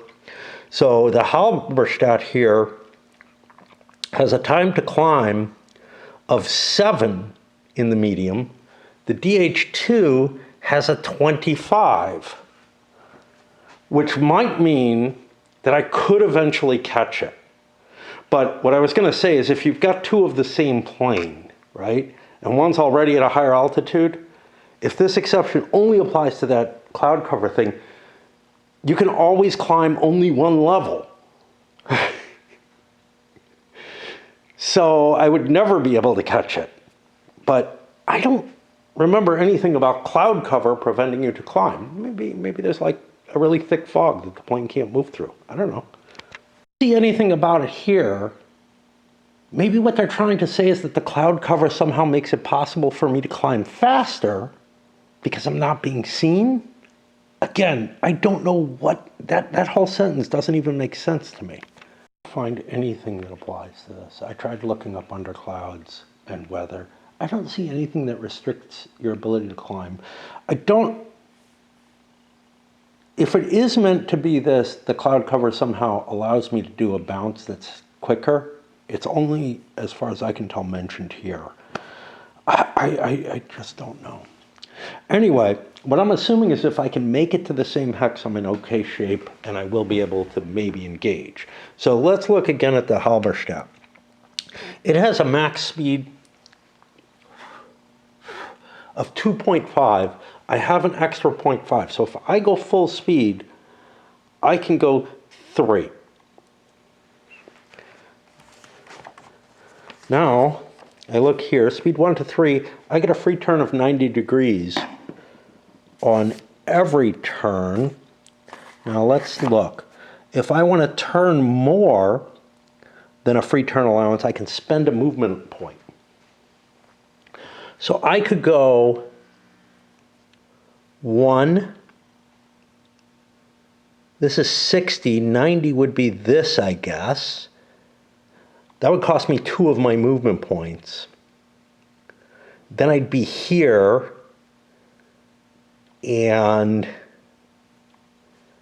Jesus, I don't know what, I'm having trouble with my, trying to calculate out degrees of turn, because this is something I'm not that used to having to do. So let's say I do it this way. This is 62. This would be 120. 3, I would get to here. I would not get up that high. Or I wouldn't get into his hex. What about here? 190 to here. That's my second move. Then I'd be in this hex spine for 3, and I could make a 60-degree turn. What's a 60-degree turn? I'm at one point. You think I'd be like jagging in weird there, and then I'd fall into that hex, as far as I know. So I could make some ground, and I think be facing directly into him. So I think that's what I'm going to do. I'm going to spend 2 fuel on the Halberstadt flight and come in, I guess, like this. 1, 2. We're using this up. The wind, even though we're going to end up facing into the wind. 3, something like this, and then I fall into this hex. That's the best I can get. I'm not going to be able to climb with that, but from what I can tell, I have some kind of exception that allows me to catch up to him. I'm at low +5. If I did climb, I'd be up into medium. But then I wouldn't be below the cloud cover if that's some sort of special exception. So I don't know, but I can't figure out what that cloud cover thing is. This one could also make a shot at fighting, I think, because this is visually detected. even though this guy doesn't have a tally on him. It's going to make it harder to hit him, but that's okay. So this one, let's get that Halberstadt to exhaustion. See about the Albatross. He's got the wind behind him with a 0.5 in his favor. He's at medium, but now his medium only goes up to 10, which means he'd be 1/10 medium. This guy, I have to, ask his number again. What height's he actually at? Out of what? At least I know what his plane is. He's 1 out of 25. So 1/10 would be less than 1/25, but 0/10, which is where I am right now, right, would be, I'm sorry, 1/10 would be more than 1/25. 0/10 would be less, so I do have to climb. So I look at him. He's at medium. He's got a base speed of 3. If I go speed, I don't know, it doesn't really matter. I'm going to need to go speed 3. So if I go speed 3 and climb, I actually drop down to speed 2. That fucking sucks. I should not have made the Germans go first. I thought it would be an advantage, or I should not have made the British go first as the Germans. I have the ability to decide who goes first, so I could engage before him. So I'm going to go 1, 2, turn, climb. I'm only going speed 2 because I did the climb. I do spend 2 fuel for this, and next turn I will try to hit him with this. I don't know if I could have hit him with that no matter what, because I would have had to fly out of my hex. So,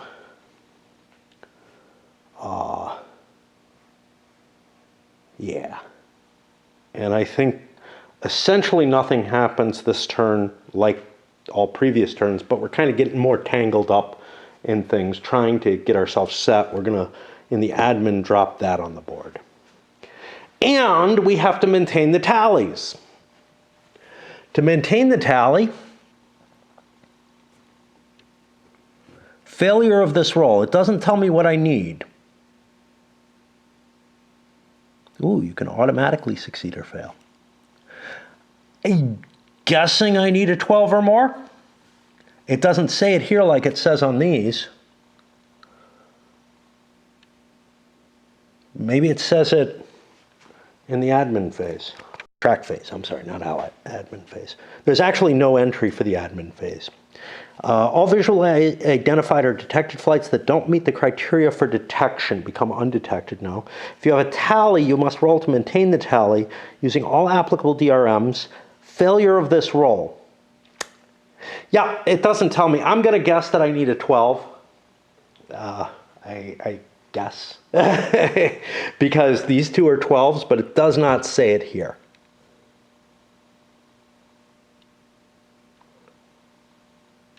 Failure of that roll. Okay. Otherwise, the only success check is I could succeed on an auto of 20 and fail on a 2, and everything else is undetermined, I guess. I don't know. I'm still in the snow. A 13 just barely gets me there. Like, I needed an above average roll to keep that tally, actually. So I must have gotten really lucky to get it, I guess. All right, let's put this thing on the board at the same values as that. Is that +8? That's +9 now. And create another little pile of mess, and I think we're done for the turn, and maybe for the night. I mean, you know, we're moving like 1 hex at a time, right? Most turns. This turn we moved 2 or 3 hexes with some planes, I guess, because I'm flooring them, maybe not climbing, stuff like that. But we're really not moving very fast, and we're expending so much effort to just move a tiny little bit in the board each time, and yeah. This Wednesday night, coming back Try to get a little bit more of this done. I mean,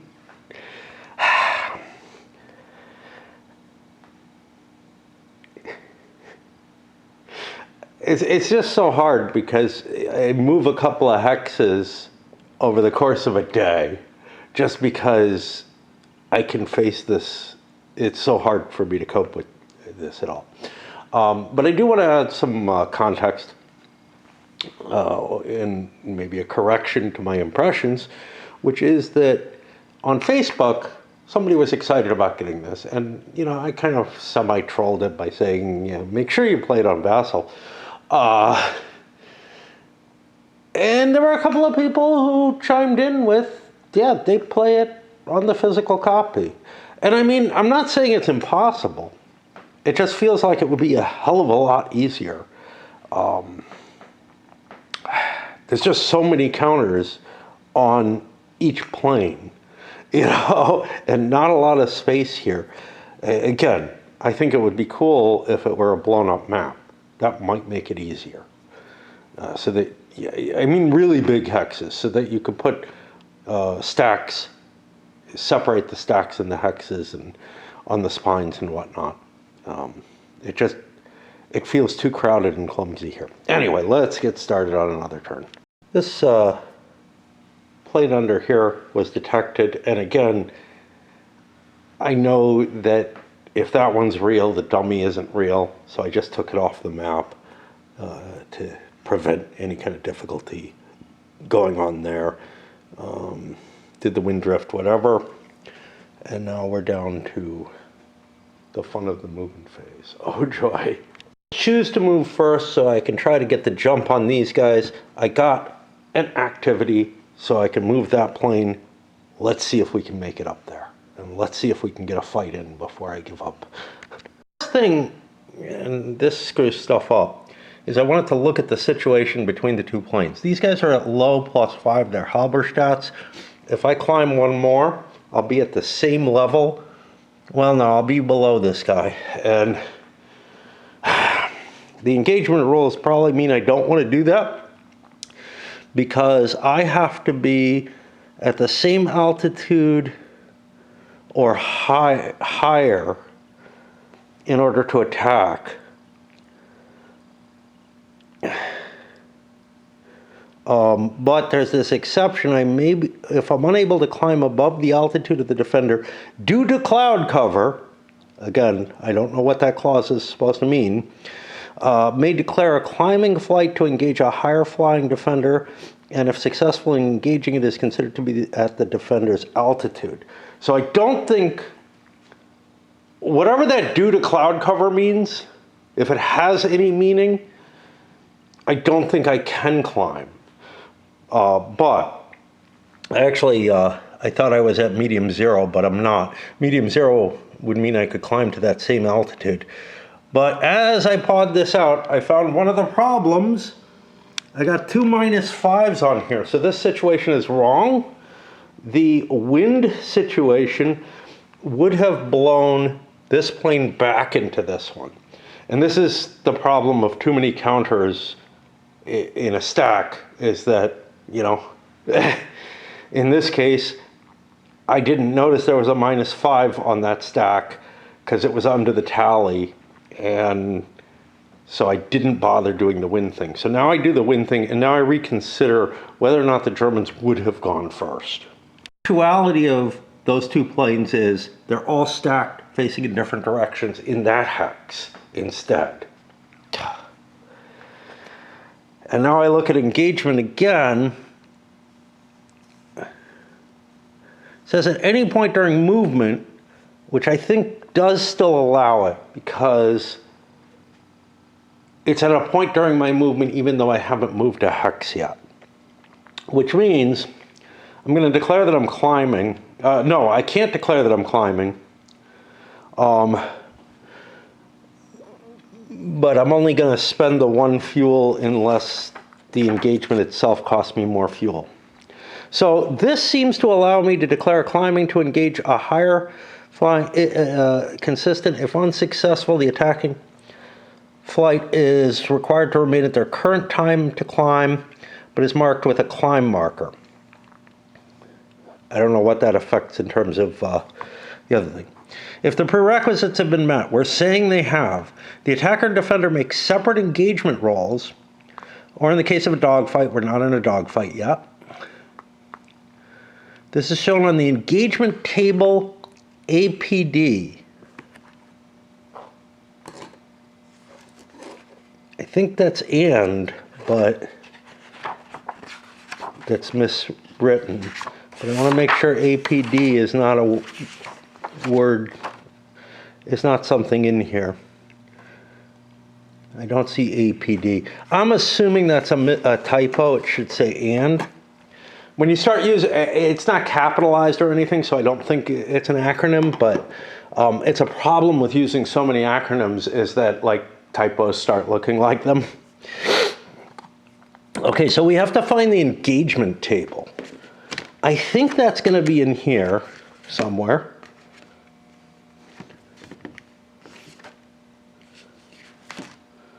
Here it is. Okay. So we're going to modify by aggression. Now we know the aggression of the Halberstadt already.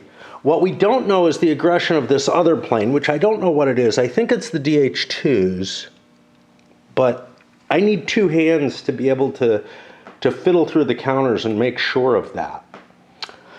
I can do this with one hand though. So that's 2, that's 1. That means it is indeed the DH2s. So, oh no, wait. What the fuck? Did I? Oh no, that's 2 and 3. Yeah, this was 1. That means it is the 2 DH2s. I do not have a crew generated for them. In the scenario, and I should have had this written down somewhere, but there wasn't anywhere to write it. I guess I could have written it in aggression or something like that. In the crew for the scenario, they're rated reg. So this may or may not be here because it's an optional rule. It is. So we're regular. We got no special things. We're going to check their aggression, and this is going to last for the scenario. They get a 5. They're going to have a -2 aggression rating. That's pretty bad.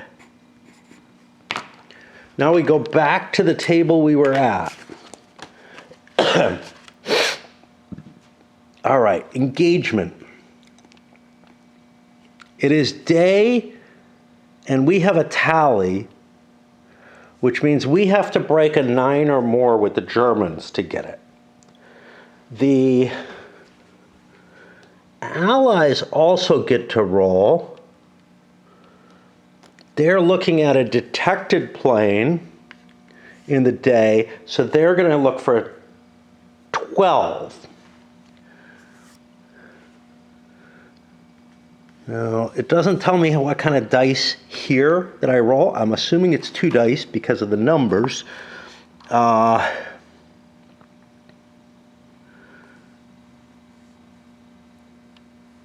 It says roll 2 dice, yes. Okay, so let's look at the Germans. I've got +5 for aggression. I do not have altitude advantage. The target is not lower. Oh, the target does have altitude advantage.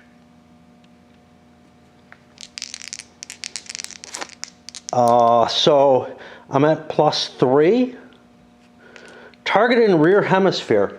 That doesn't even make sense. We have to be in the same hex. How are we going to be in any hemisphere? That doesn't even make any fucking sense.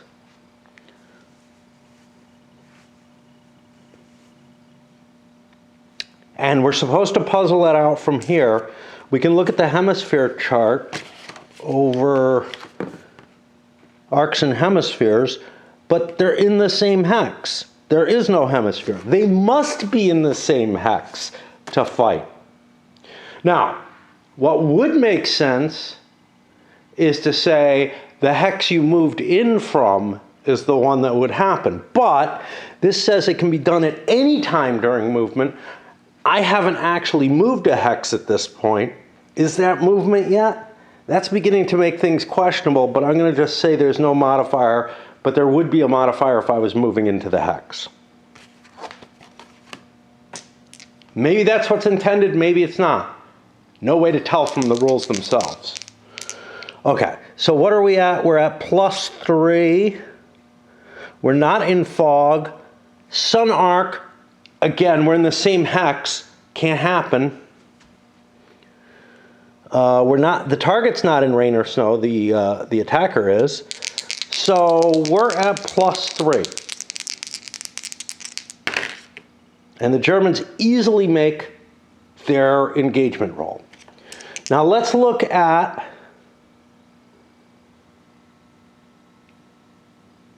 the defender. Their aggression is -2, but the target is lower, so it goes down to -1. And none of these, the target is in snow, so that brings it back to -2. And so we need a 14, which we do not get.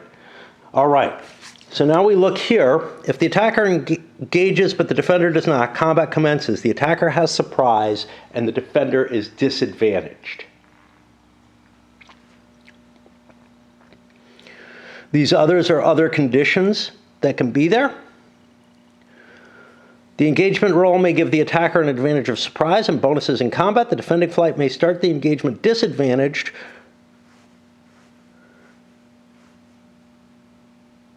They are.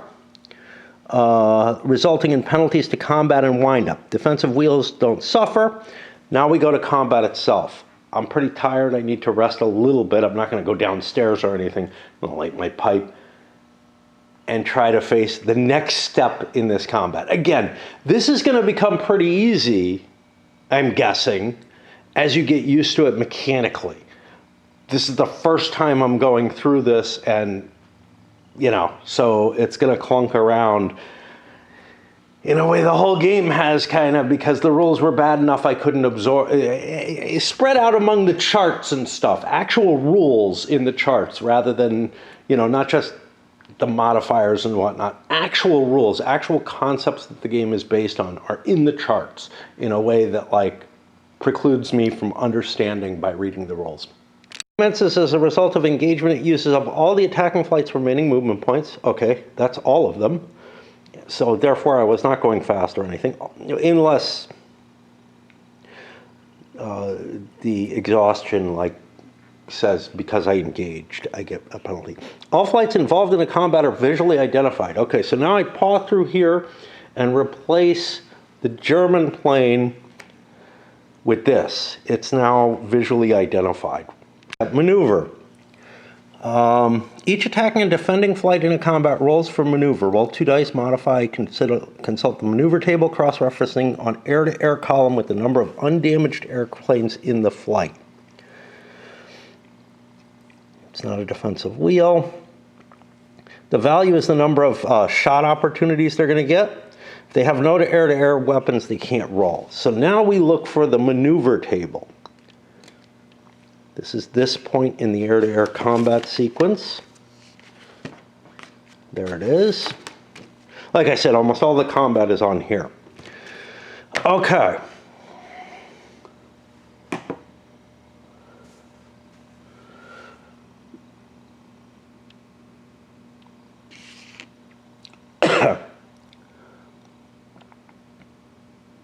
There are geometry markers, modifiers. Again, I think these have to be taken into account from the hexes that the pieces were in before the combat started, because once combat starts, it's in the same hex. They don't distinguish that. And since this combat started before movement, I guess I'm just coming up from under them, you know, and not in an arc. So, what do we got? We got a maneuver differential with a -2 for the German maneuver because they had to climb, but they don't have a maneuver marker. So the German Halberstadts had a maneuver rating, I guess that's what MR means, of 6, and the DH2 had a maneuver rating at medium of 4. And I think I'm at medium now, but I'm not sure. I think I'm actually at medium +1, maybe. Okay.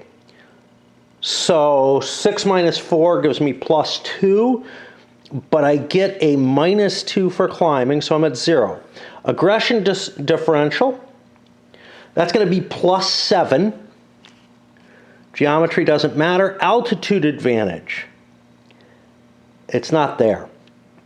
Flight has surprise, yes. We were at +7, now we're at +10.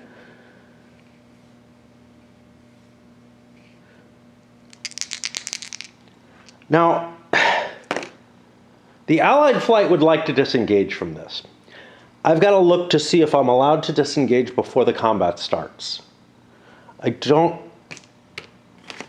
We might see that over here. No. So I'm not allowed to avoid it. So we were at +10. The Halberstadts have 5 planes.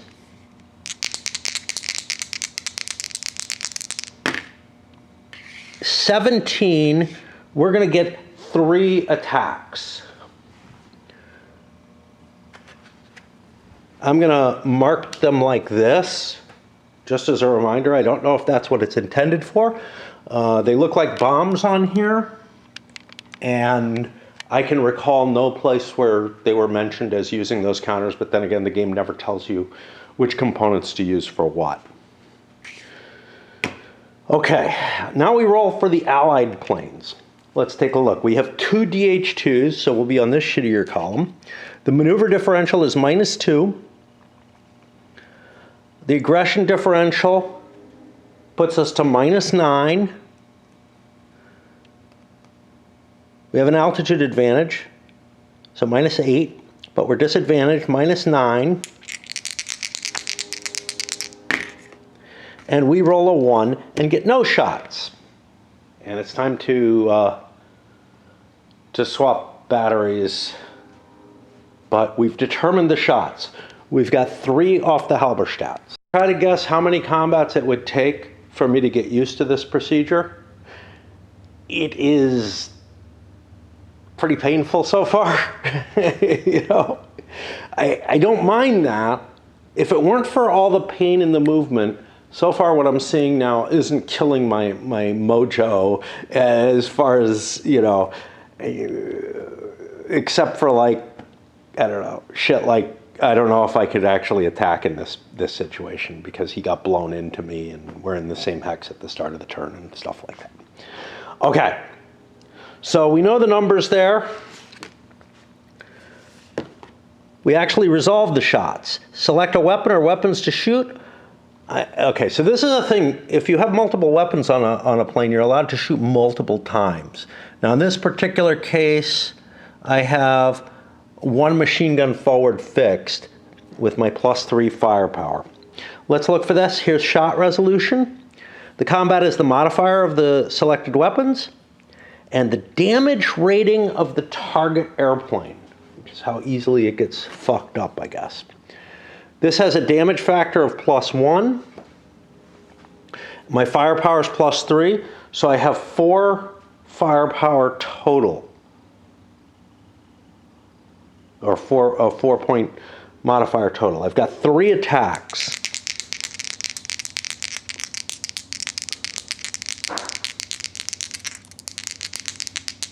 So first one is a miss.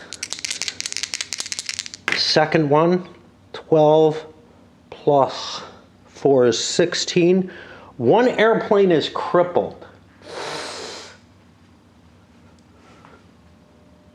I know there's a way of marking that.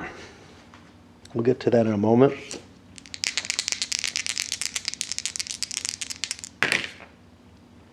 And a 13 is no effect. So I crippled 1 enemy airplane. Damage allocation, we randomly allocate a damaged, crippled, shot down result among the airplanes in a flight by rolling a die on the damage allocation table. You know, I don't think we need to do this.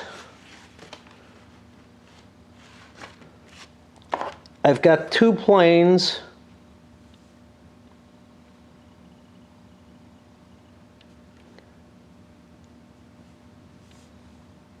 Okay. Yeah, I do, because if there was I mean, it's not a big deal, but if there was already a crippled plane, it would affect different ones. Anyway, let's take a look. 7, it's going to be the second airplane. That's this guy. Now, somewhere it actually tells me how to mark these. Crippled airplanes must split off from their own flights during the admin phase only if they are not locked into a dogfight. If they did not automatically disengage from a dogfight due to the special damage, they are considered locked in. Okay. For each damaged or crippled airplane, roll a d10 on the special damage effect chart to see if additional effects occur. That's here. I'm crippled. I get no additional effect.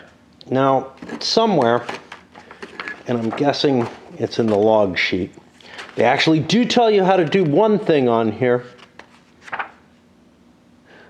Airplanes with empty boxes are operational and undamaged. A slash indicates it's damaged. A crossed out is crippled.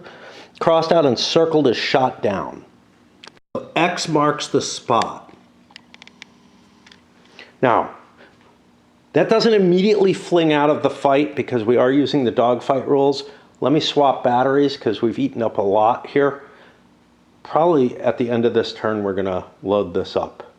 So we're starting to see more going on. Resolving my shots, we hit ammo depletion. After all shots in combat have been resolved, roll 1 die for each flight that resolved a shot. Look up the depletion number of each weapon used to shoot. If the result is less than or equal to its depletion number, in this case, it's 4. I guess.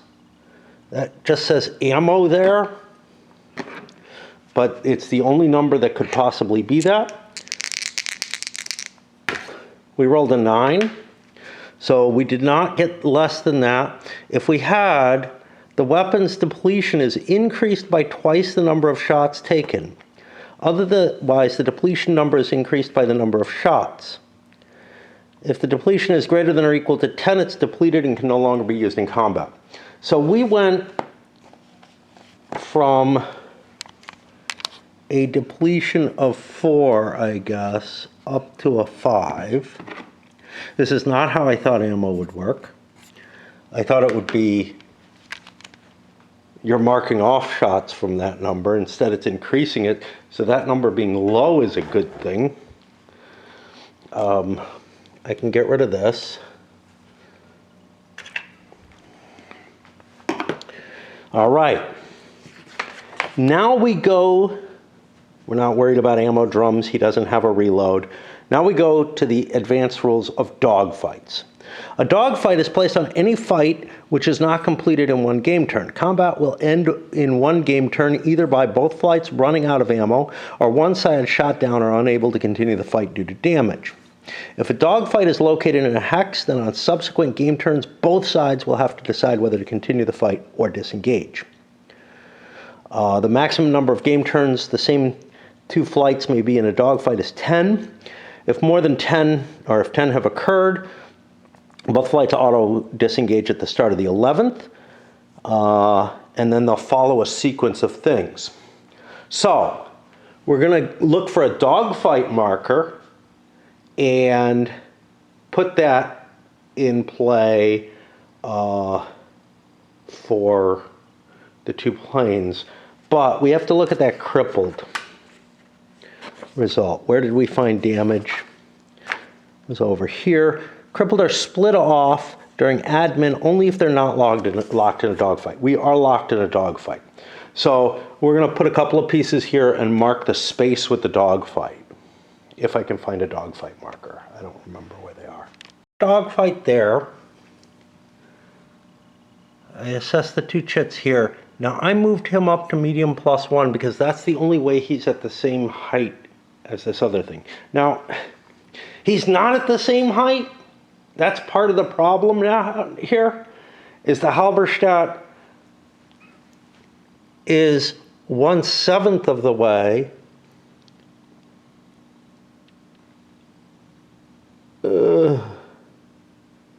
Oh, what does that even mean? fuck.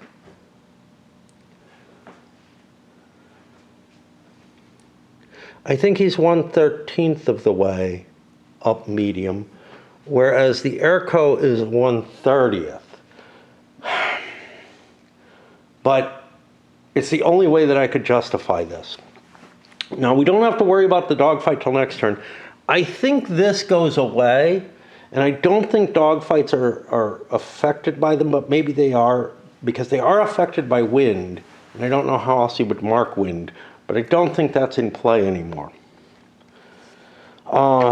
If we had not fought a dogfight, I think those two planes have finished movement anyhow. Now, oh, here we go. Place the dogfight, place the defender's time to climb marker. Yeah.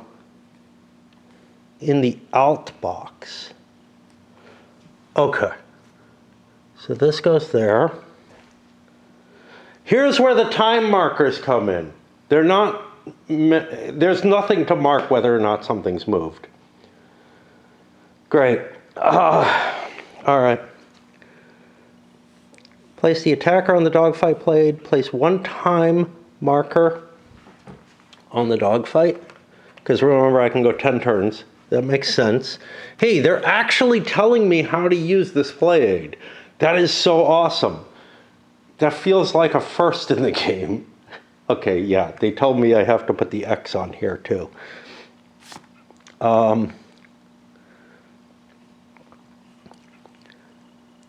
They remove tallies they have on other flights. Any tallies on the attacker and dogfight from... The attacker and defender remove any tallies they have on other flights. Actually, I think that means I keep this tally. I'm not so sure. It makes sense, I'm paying attention to him. But I'm not really sure.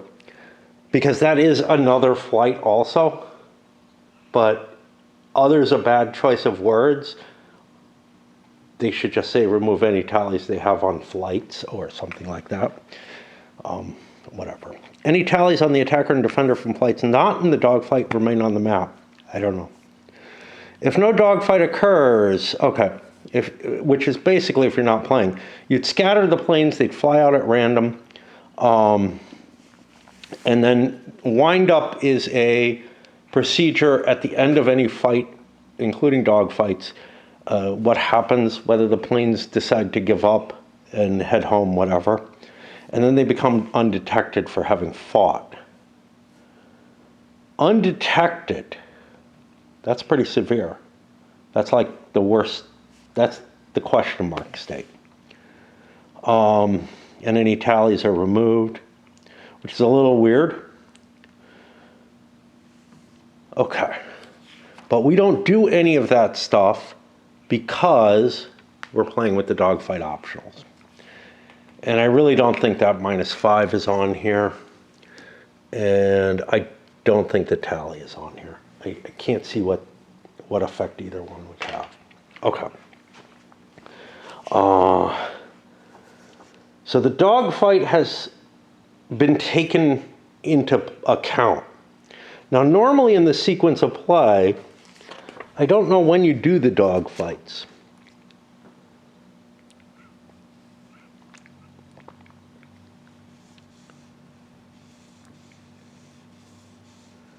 It doesn't say right here, where I would expect it, when you trigger the dogfight.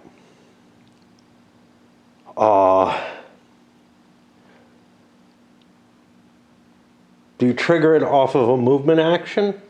Or is it just all the dogfights are handled at the beginning of the movement?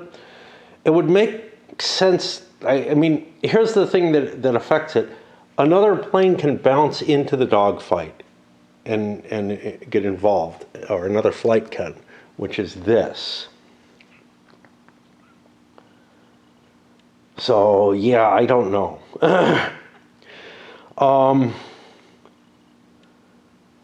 And that crippled plane is not going to be able to shoot, and it can't get out of the fight either. It's there, more able to be shot down. which is something interesting. If we look at the damage allocation table, that presumes crippled planes. That crippled plane would be stripped out of the flight if the dogfight was over. So then we'd have 2 flights of DH-2s. One crippled trying to get home, and one which might or might not be trying to get home. But whatever. All right. And I guess that was the first German turn. We go to the Allies. It didn't tell me to remove the 0.5. It also didn't tell me to remove the altitude from this.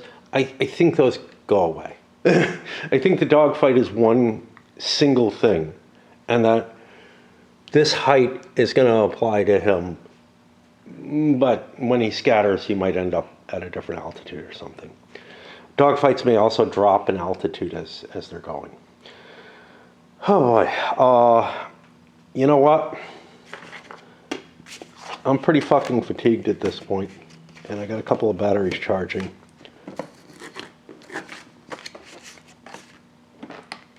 I'm going to put this right here. I'm going to put the cup on the Allied side, and I'm going to brake. A clear indication that dogfights actually do have to be activated. They don't just fight out at the beginning. I'm looking at bouncing a dogfight because I've got a couple of the 2 remaining British planes have to fly at this point. We had a bunch of zeros drawn. If a dogfight has not been activated for the current game turn, it is possible for another flight to pile into the dogfight as a bouncing flight. It must be on the same side as the defending flight. Dogfights are considered to be detected for the duration, but a flight may still attempt to get a tally on a dogfight during detection phase, which would increase its chances to bounce the attacker. If a legal flight enters a hex with a dogfight marker, it must attempt to engage.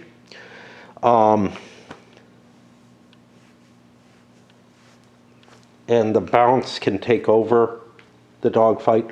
So the question is, can I get into this hex? I'm looking at, I have enough height. I'm looking at an FE8. And given the type of mission that the Brits are conducting, they should want to. However, it may be of more value to say, oh, I distracted things with the DH-2 in terms of victory points and made my patrol, which has no reason, it's a counter-air action, right? Which has no reason other than engaging the enemy, and got points from that. I'm still really disturbed by that. My speed would be 2.5. I've got a minus 0.5. I'm not going to be able to get to that dogfight this turn. So we won't worry about that. We'll go to regular movement. This brings up another question, which had to do with the endurance. And no matter what, if you're in a dogfight, it's 2 points per game turn. But fighting is not. Now, this is what's fucked up. That DH-2, that doesn't get to move this turn. I'm going to charge at 1. And I think the Germans got charged 1 as well. Because they didn't climb and they didn't move very far. Well, they didn't move at all. But I'm trying to calculate out the endurance costs here. I had like a card for each flight, or some way of distinguishing who's what flight. And I could do that with counters, I guess.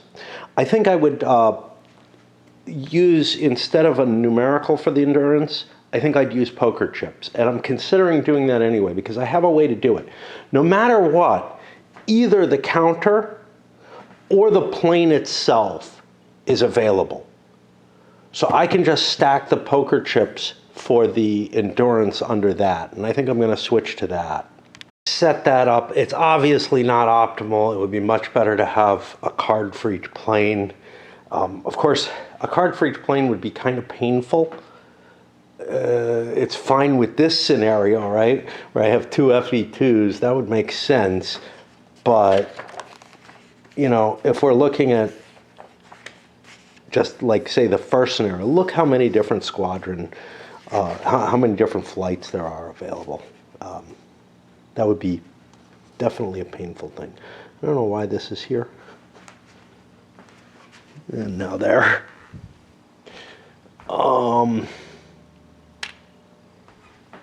Okay.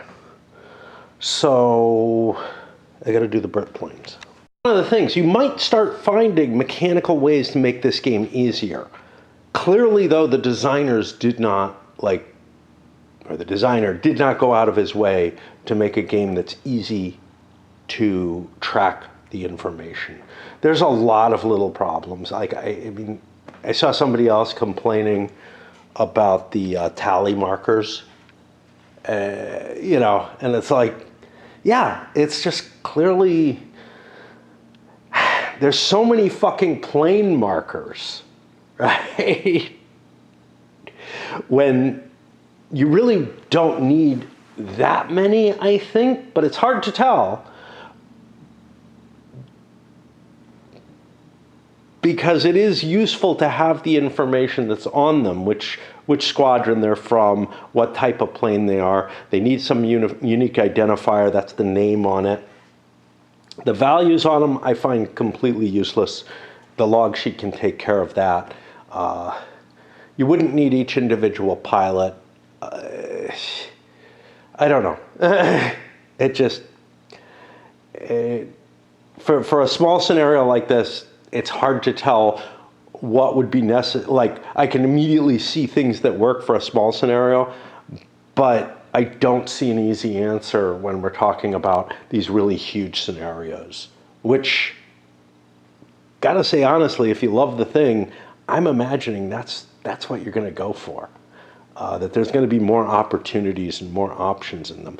I'm a little concerned. I don't know if there are zeros in the large scenario. Like if there's a large number of flights out, I don't know if there are counters that allow you to have no movement. There's a big difference between I'm allowed to move a plane no matter what. Knowing that I'm allowed to move a plane no matter what, and I might come up with, I don't get an opportunity to move on this chip pull. And I feel like that's a little weird. Like some of the larges will need zeros. I don't know, obviously less than in the small flights maybe, but that kind of enforced pass can be really problematic. Yeah, I think the problematic state is not having the enforced pass. Because the German has so much power in determining, hey, you go first, or no, I need to go first, that kind of thing. If you know there's not going to be an enforced pass, you know you're going to be burning one of the opponent's flight movements. If you know that there's no enforced, there's no automatic, you miss a turn type things, you also know that you will be able to slip that one plane you need to get into a fight in. We have these albatrosses trying to get at the FE-8 here, but we got a problem. We're way below his height. So, and we're not at a lower level below a cloud cover for however you want to try to make sense out of that.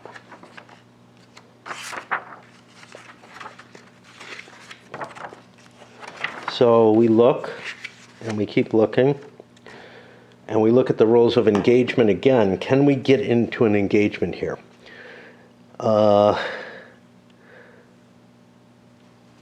This is detected at this point.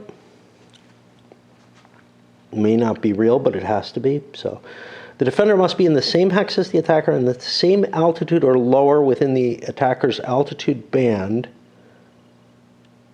or the altitude band immediately below. I'm not going to be able to manage that. Those German planes have to climb a lot more to be able to engage the Brits. And this is kind of a problem with this scenario, is that like the Germans have a really hard time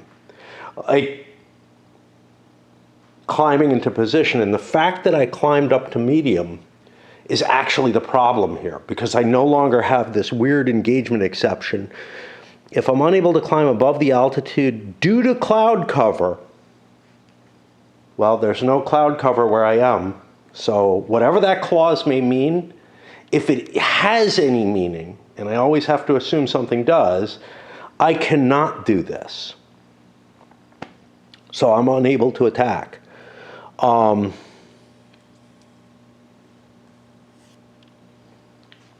I don't know what I can do except circle around and try to climb high enough that I can drop down on him.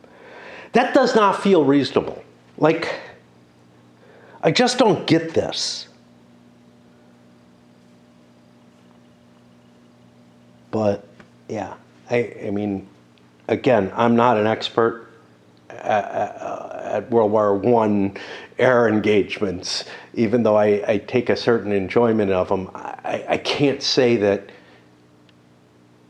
and I certainly don't understand this design well enough to be able to say, yeah, that due to cloud cover, I mean, there would be no reason to put that phrase, that clause in there if it wasn't necessary.